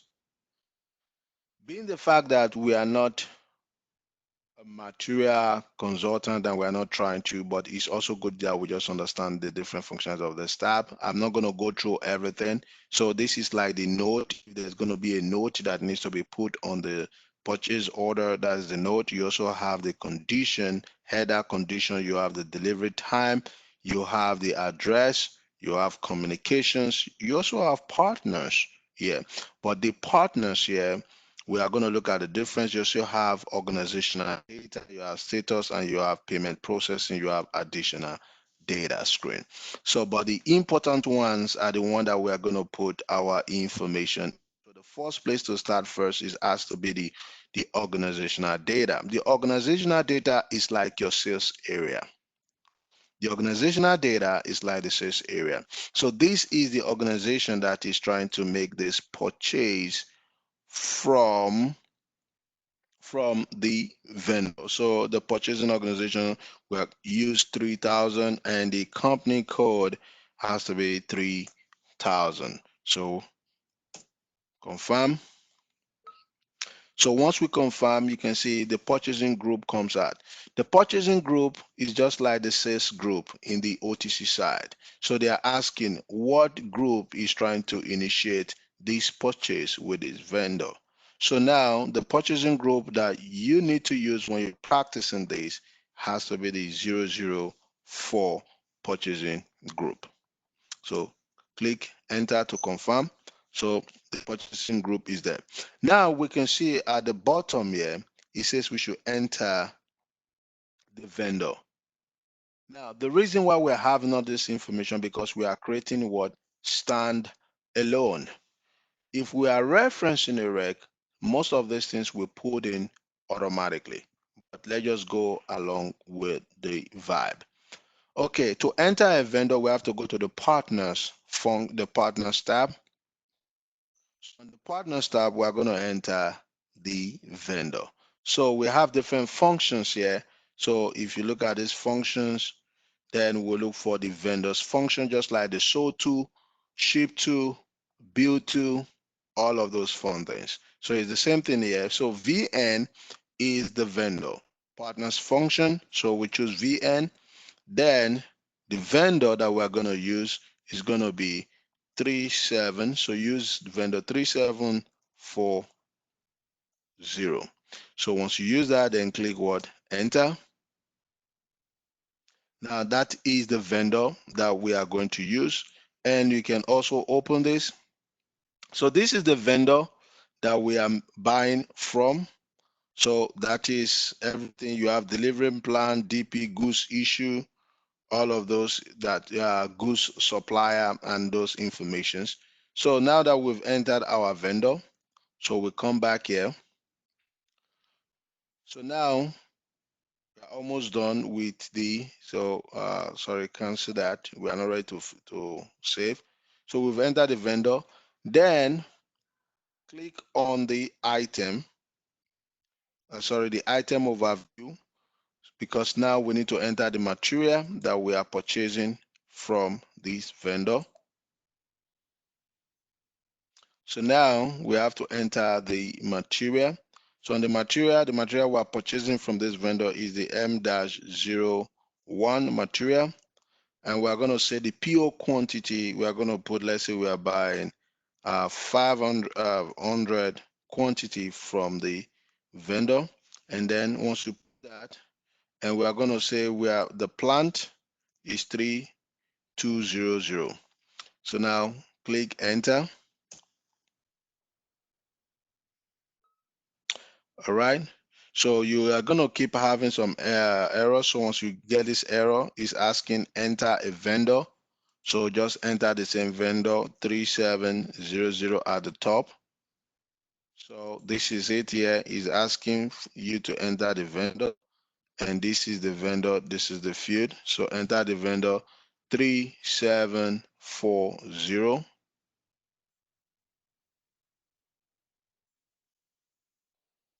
Then click enter.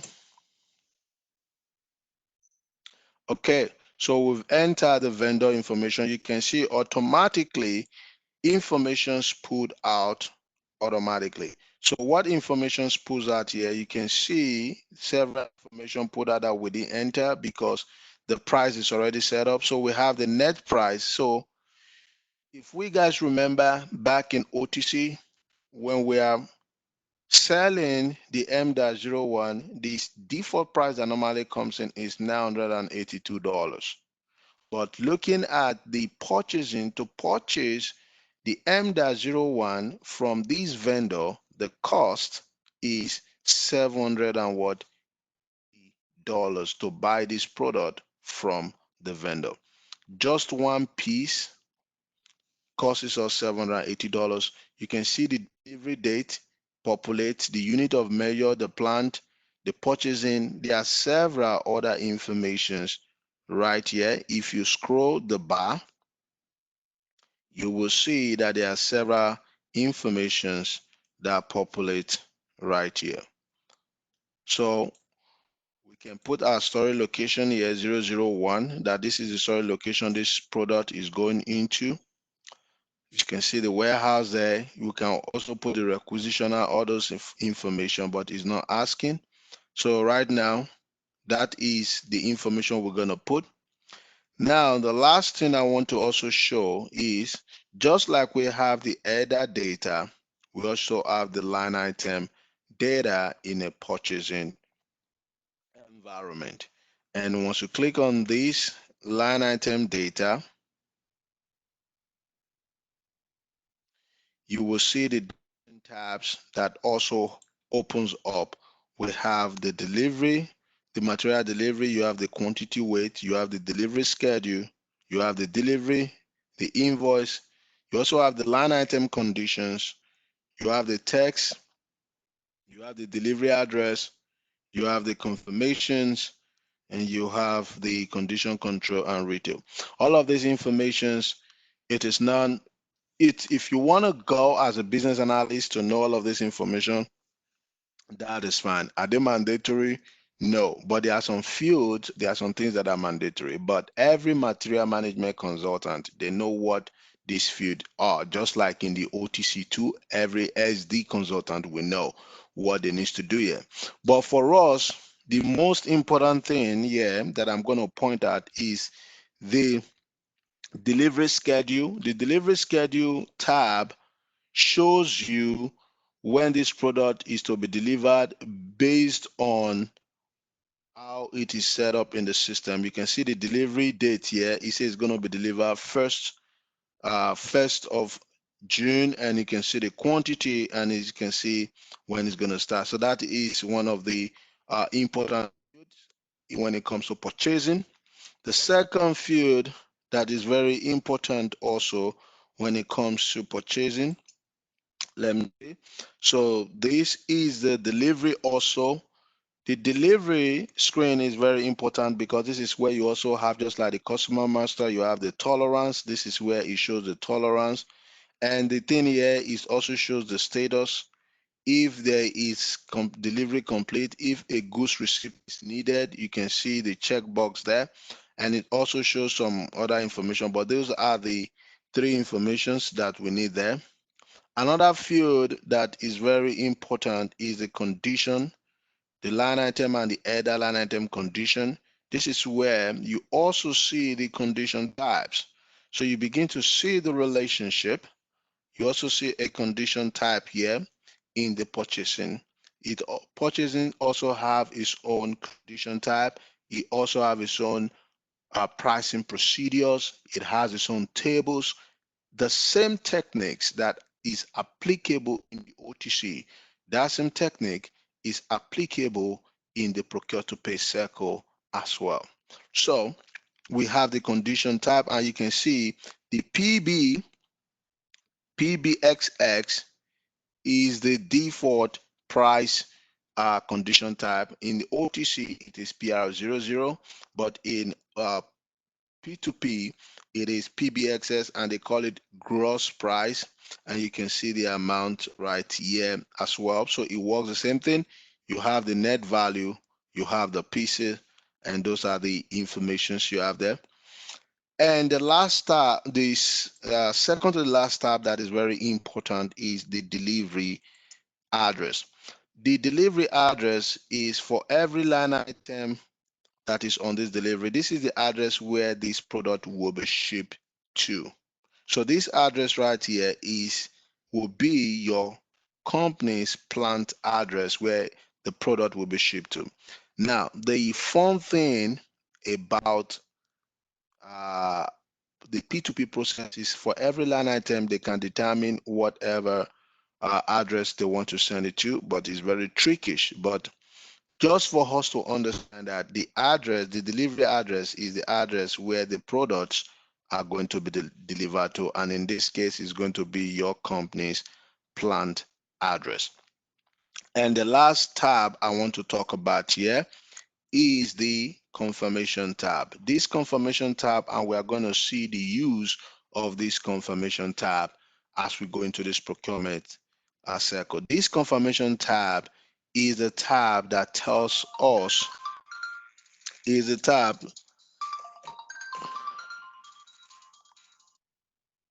the confirmation tab is this tab that will tell us the status of our process. That is just like what we call it, the doc flow status, just like we have it on the sales orders. We also have a doc flow here, but I'm going to show it when we start creating transactions. But the confirmation tab is the tab that shows the status of the communication between your company and the vendor. Once the vendor receives this purchase order, they have to acknowledge that they received the purchase order. When they acknowledge it, the confirmation is sent, the confirmation is here. If they shipped out the product to the plant, they will send a confirmation, which we call the advanced shipping notifications, and that will also come here, and that will also be on the confirmation tab. So that is very, very important as well when it comes to purchasing. So these are the tabs that I believe are very, very important to us as a business analyst to understand. And the last thing I want to say here is that please understand that this concept is in SAP system, and as an SAP business analyst, this concept can also be applicable to any ERP system as a business analyst. And also, if you find yourself working as a business analyst in the retail, in an wholesale, in a manufacturing environment, when it has to deal with procurement, these are logics that you can use to apply to your own functionality and understanding of how the corporate world, the business, and how it works with whatever system that they are using. All right, so I'm going to go ahead now and I'm going to save this purchase order. So once I save this purchase order,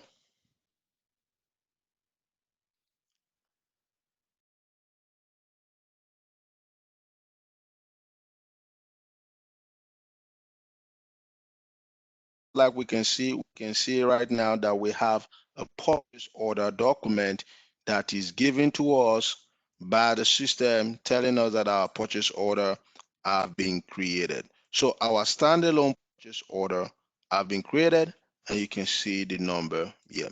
The second process I'm going to quickly go through right now so that we can look at it is we are going to now create a purchase order referencing our one of our requisitions so that we can see how the system works on that. So to start with, we are going to go back.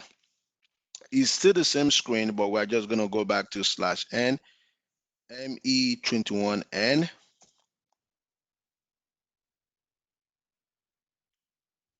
Okay, on me21n, we have it opened.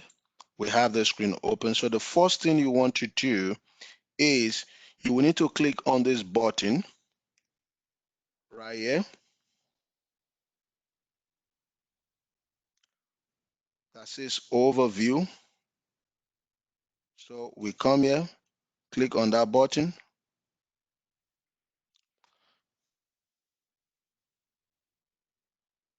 So once you click on this button, you have a field that open up here.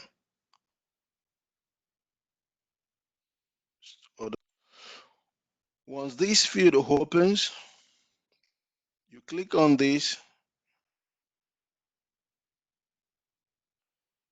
So once you click on this button that says document overview off on, when you get to the screen, sometimes it's going to be off, but you can always on it. Once you on it, you will see a screen open.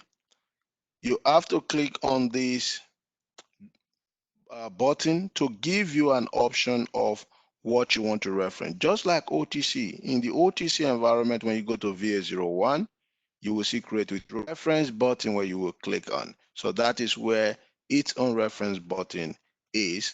So now you click on that and it's going to give you a menu.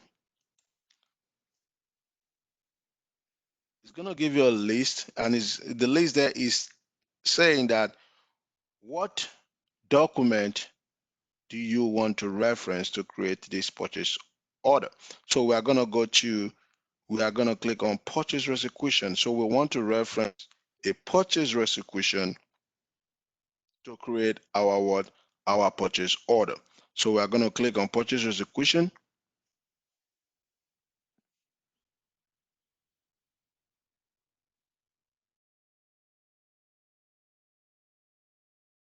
It takes us to the purchase execution screen.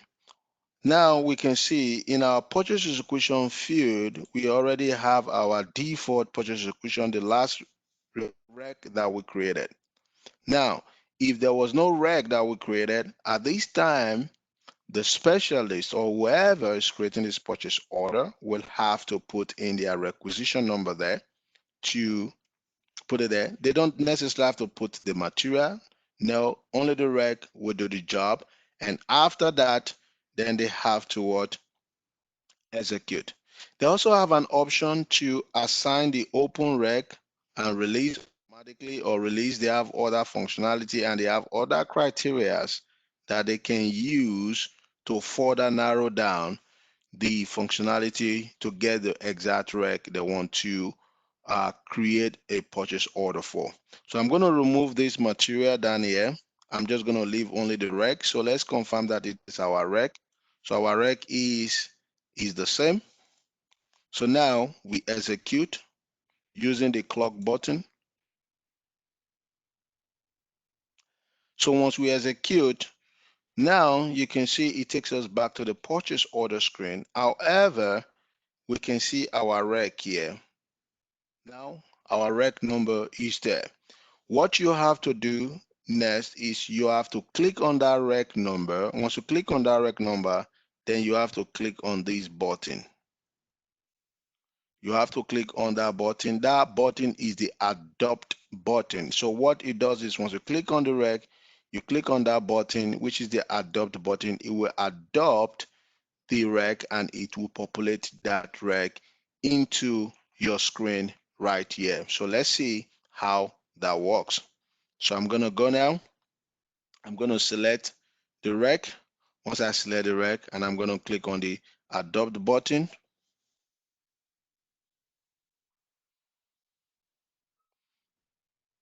And once I click on the adopt button, you can see it's already pick up the rec information and put it, but now it's asking what purchasing organization. So just put your 3000 purchasing organization and click enter. And now it's asking for the vendor. So just put the vendor 3740 as your vendor and click enter. And that's it. So it has adopted all the information from the rec, and you have assigned the purchasing organization and the vendor that you are buying this rec, or you are turned the rec into a purchase order for, and that's it. And one thing I miss, when we are creating the rec, we can also assign the vendor on the rec. If we have assigned the vendor on the rec, it wouldn't have asked us for a vendor here. So it's very important that we understand how this whole thing works out. So we have just, this is creating a purchase order from a requisition right there. So then I can then save. Once I save this now, we've just created a purchase order from a rec right there. So that number ends with the word 5 with a 14. So that is our rec right there. So we created referencing this rec right here. So this is where I'm going to stop and I'm going to ask any questions. Okay, so now that we've created a purchase order, it's straightforward. Like I said, we are not going to go too deeper. We are just going to go. So what happens in this essence here is this. So now this purchase order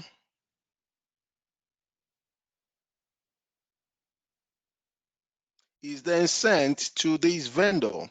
So once the purchase order is then sent to this vendor, then the vendor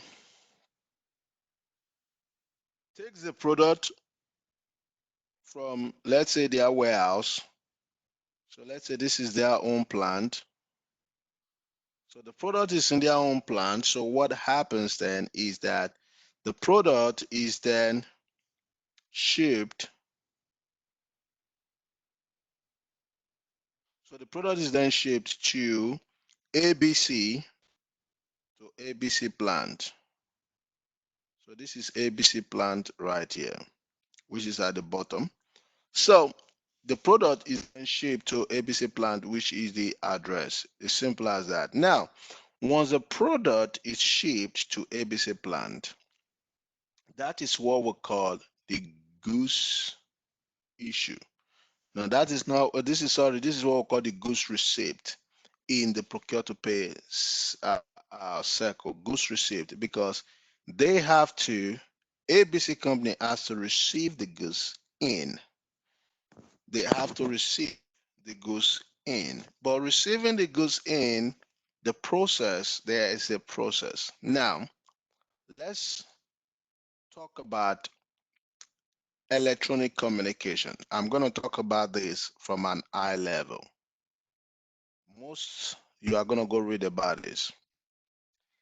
When I talk about electronic communications, I'm talking about how is these being sent. In the later part of this class, if we have enough time, we are going to look into outputs. Hopefully, we're going to look into outputs. Outputs are how this communication, what document is being transmitted. In the purchase order is sent to this vendor through an electronic medium. It might be through email, it might be through fax, it might be through EDI, it might be through a website, any ways, that is how it is sent. So once it is sent, the purchase order is sent to this vendor. The vendor in their plan ship this product. The process of shipping this product, there's also a communication from the vendor. The vendor first, once the purchase order is sent electronically, now let's talk about the communications. The communications. So let's quickly talk about that. In the communication, when ABC as a company sent the purchase order to this vendor will in turn, in the communication, acknowledge, they will in turn acknowledge the purchase order. They will in turn acknowledge the purchase order. The same thing happens here.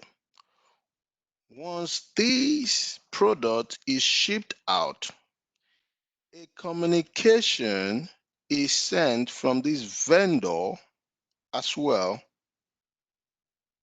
to ABC, notifying ABC of the what? Of the shipment. The notification of this shipment is also what we call the advanced shipping notification. Once they notify ABC of this shipment, before ABC can receive this product in, they have to create in their system or in the SAP system the receiving activities. In the OTC, we call it the delivery and shipping activities. Because this vendor is not in our system, this process is not in our system. However, before we receive this product in our system, the goods receipt activities has to happen. The goods receipt activities has to what? Happen. The goods receipt represent whether the posting in the stock is against the goods received or goods issue. When I use the word goods issue there, that is the second scenario that we're going to talk about. But in the first scenario that we're currently on right now, the posting in stock is against the goods receipt. That means when the vendor sent the product to ABC warehouse, they have to perform the goods received based on the communication that was sent from the vendor. And this is controlled by important movement types in SAP M.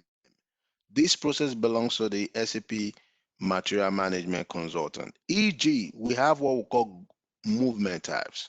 The movement types such as 101, goods received for purchase order or order is 103. So this is just for information purposes. It is not what you guys need to start killing yourself over, but you can just look at it and read about it.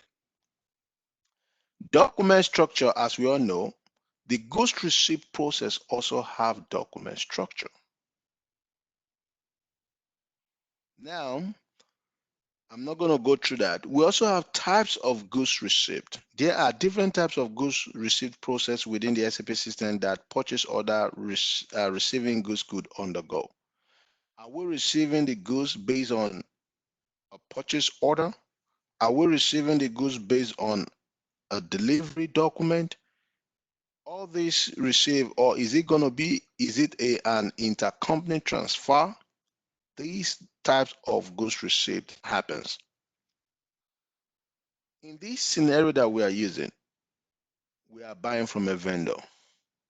There are also some scenarios whereby the company is buying from its own company. Take for example, ABC company has two plants, one in New York, one in Texas. They might be doing stock transfer. That means they are transferring some material stocks from Texas to New York. This can also be a goods receipt process. Take another example. ABC company could have a business in America, yeah? They have a plant in America, they have plant in New York and Texas. However, ABC is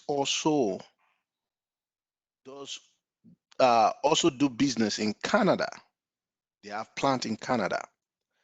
They might be transferring some product from their plant in Canada to their plant in New York. This is also part of what? Goods receipt. So these are types of goods receipt, and SAP has document types that can handle such scenarios. So that is what I just want us to understand. So we are just going through one scenario, but there are several scenarios that could happen. T code, as we all know, I'm not going to talk about T code. We all know T code now is just to perform. However, I want to point something out in this scenario. Transaction MIGO is used to create goods receipt. If there is transfer involved, what I mean by transfer involved, in this process that we are going through, we are not going to use MIGO transaction because the system is not set up.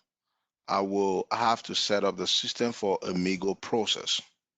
But we are going to go through another goods received process, which we are going to use the transaction, and I'm going to show you guys the transaction. All is still part of goods received.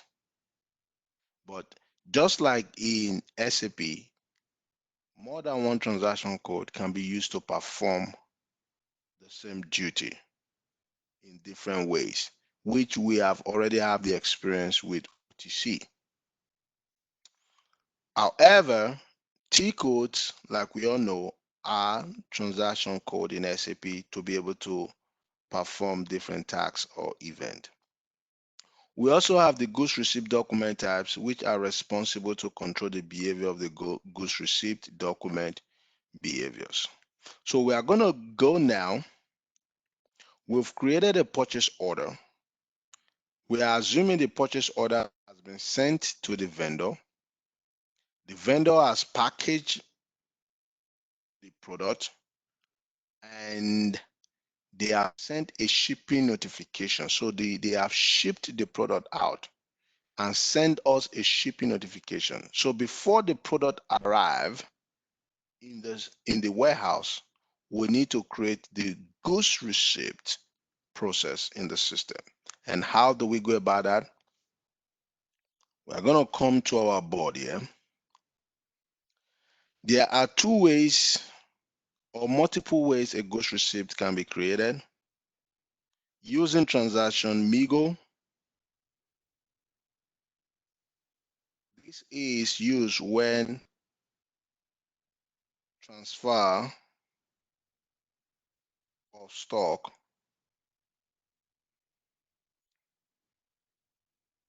within the warehouse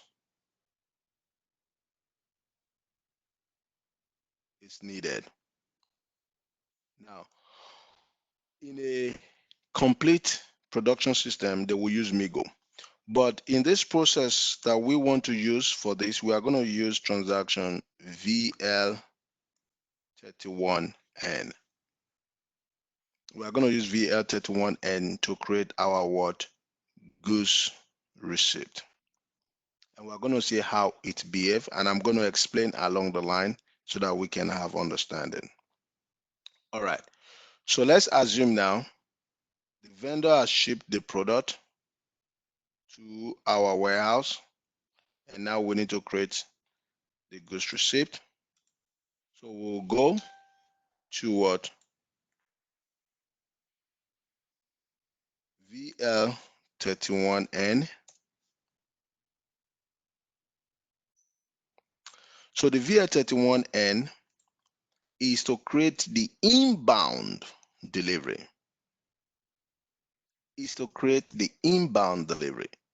This inbound delivery is most of the time is created based on the communication of the advanced shipping notification that we receive from the vendor. But we are creating it in the system manually. Please, as a business analyst, we need to understand that this is created most of the time, 100% of the time that I've worked with client, this inbound delivery is created automatically by when they receive a communication advanced shipping notification from their vendor. So this, we are just creating it manually for manual sake to understand. 95% of the time, this is created automatically in the system. Just for the goods receipt process, that is the reason why we need to create this manually, because we want to receive the goods inside the warehouse. So the first thing here in the VL31N, it says create inbound delivery. So the inbound delivery means we are receiving the inbound, the delivery into the warehouse. So who are we receiving it from? We are receiving it from this vendor. The vendor 3740 is the one sending this delivery to us. And for this purchase order that we created, and this is the delivery date. And so what we're gonna do is to click confirm to go inside the screen.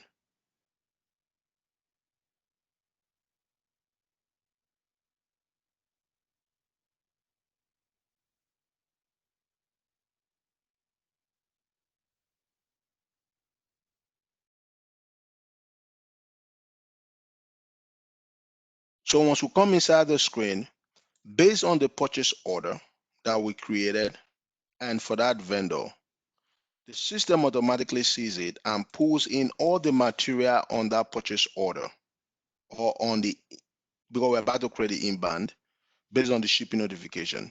So now it will confirm how many product do we have here. So just like the delivery, this we are creating the shipping notification here.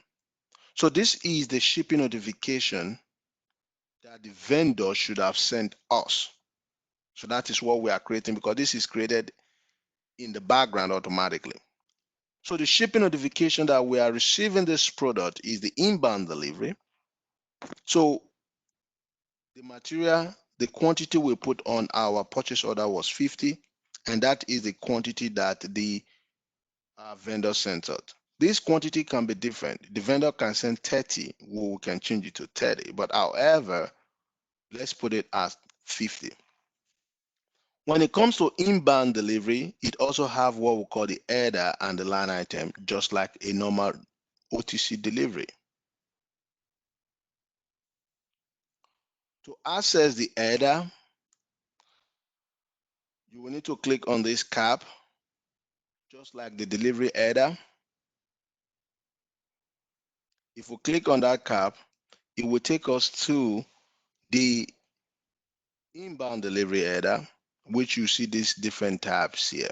You can go, you can study them, all of that. But I'm just going to go through. You can see parcel tracking. If there's going to be parcel tracking, everything is there. POD, whatever, everything is there. But I'm just going to go through the important one here, just this. Yeah, administration, most company on the external ID, they will put the, let's say the tracking number here. So for the inbound delivery, the tracking number maybe it was shipped through USPS. So we're just gonna put, or let's say FedEx. So it was shipped through FedEx, and this is the tracking number from FedEx. And go back to there. Then on the inbound delivery, you will see right here, there's a tab I'm looking for right here. If you come to the shipping tab,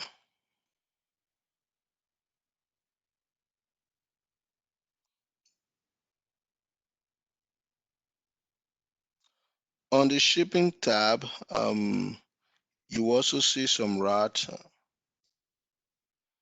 All right, so this is the screen here. So once everything populates, just save it. So let's save and see what happens.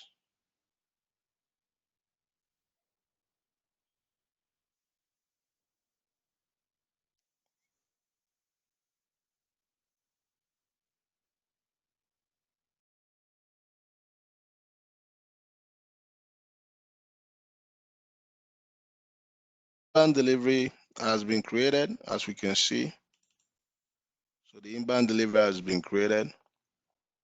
So once the inbound delivery is created in the system, it indicates that this product have been received into the warehouse, or sometimes to the vendor. It means that the product has been shipped out. So once the inbound delivery is created, now let's go back to our purchase order. ME22N.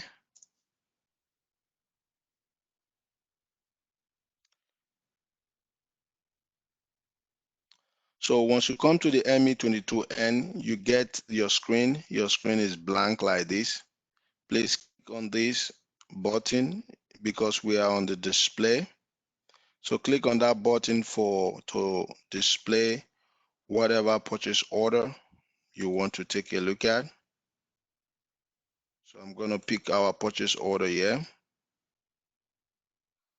I'm going to click the button.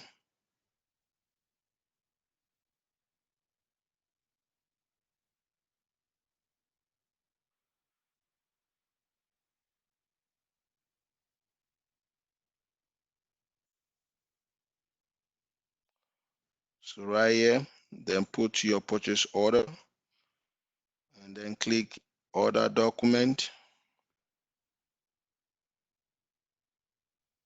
Then it's going to open your purchase order. So once it opens your purchase order right here, now we will need to go to the confirmation tab right here. So let's click on the confirmation tab.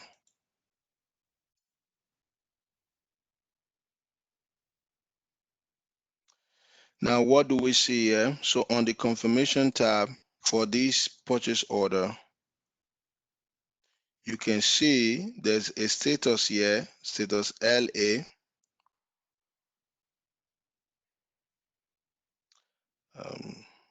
Hold on. So we can see a status there, status LA, and we can see our inbound delivery number there, and we can see our tracking there, and we can see the quantity there on the what confirmation tab. This is confirming that we have received the inbound shipping notification for this item in the warehouse. So what would happen is that the warehouse guys, which is the warehouse department, people that are working in the warehouse, once they receive the product, then they will then do their own put away, which means that they will then take whatever that product is, then put it in different storage locations, being where the material needs to belongs to, and they have their transaction that they use in doing that as well in the warehouse. And sometimes the Migo transaction, we do all of those activities for them. But the important thing we need to understand here is that the goods receipt process is a process when a vendor has shipped the product to the business warehouse or plant. And that goods receipt needs to be captured in the system. Either you are using a Migo or you are using a VL10, VL31N. The status, which is confirmation of that purchase order, will be updated with the document number for that inbound delivery or inbound or goods received process. So this is where we're going to call it a day for today. And in our next, we will continue from this place. So far, does anyone have any question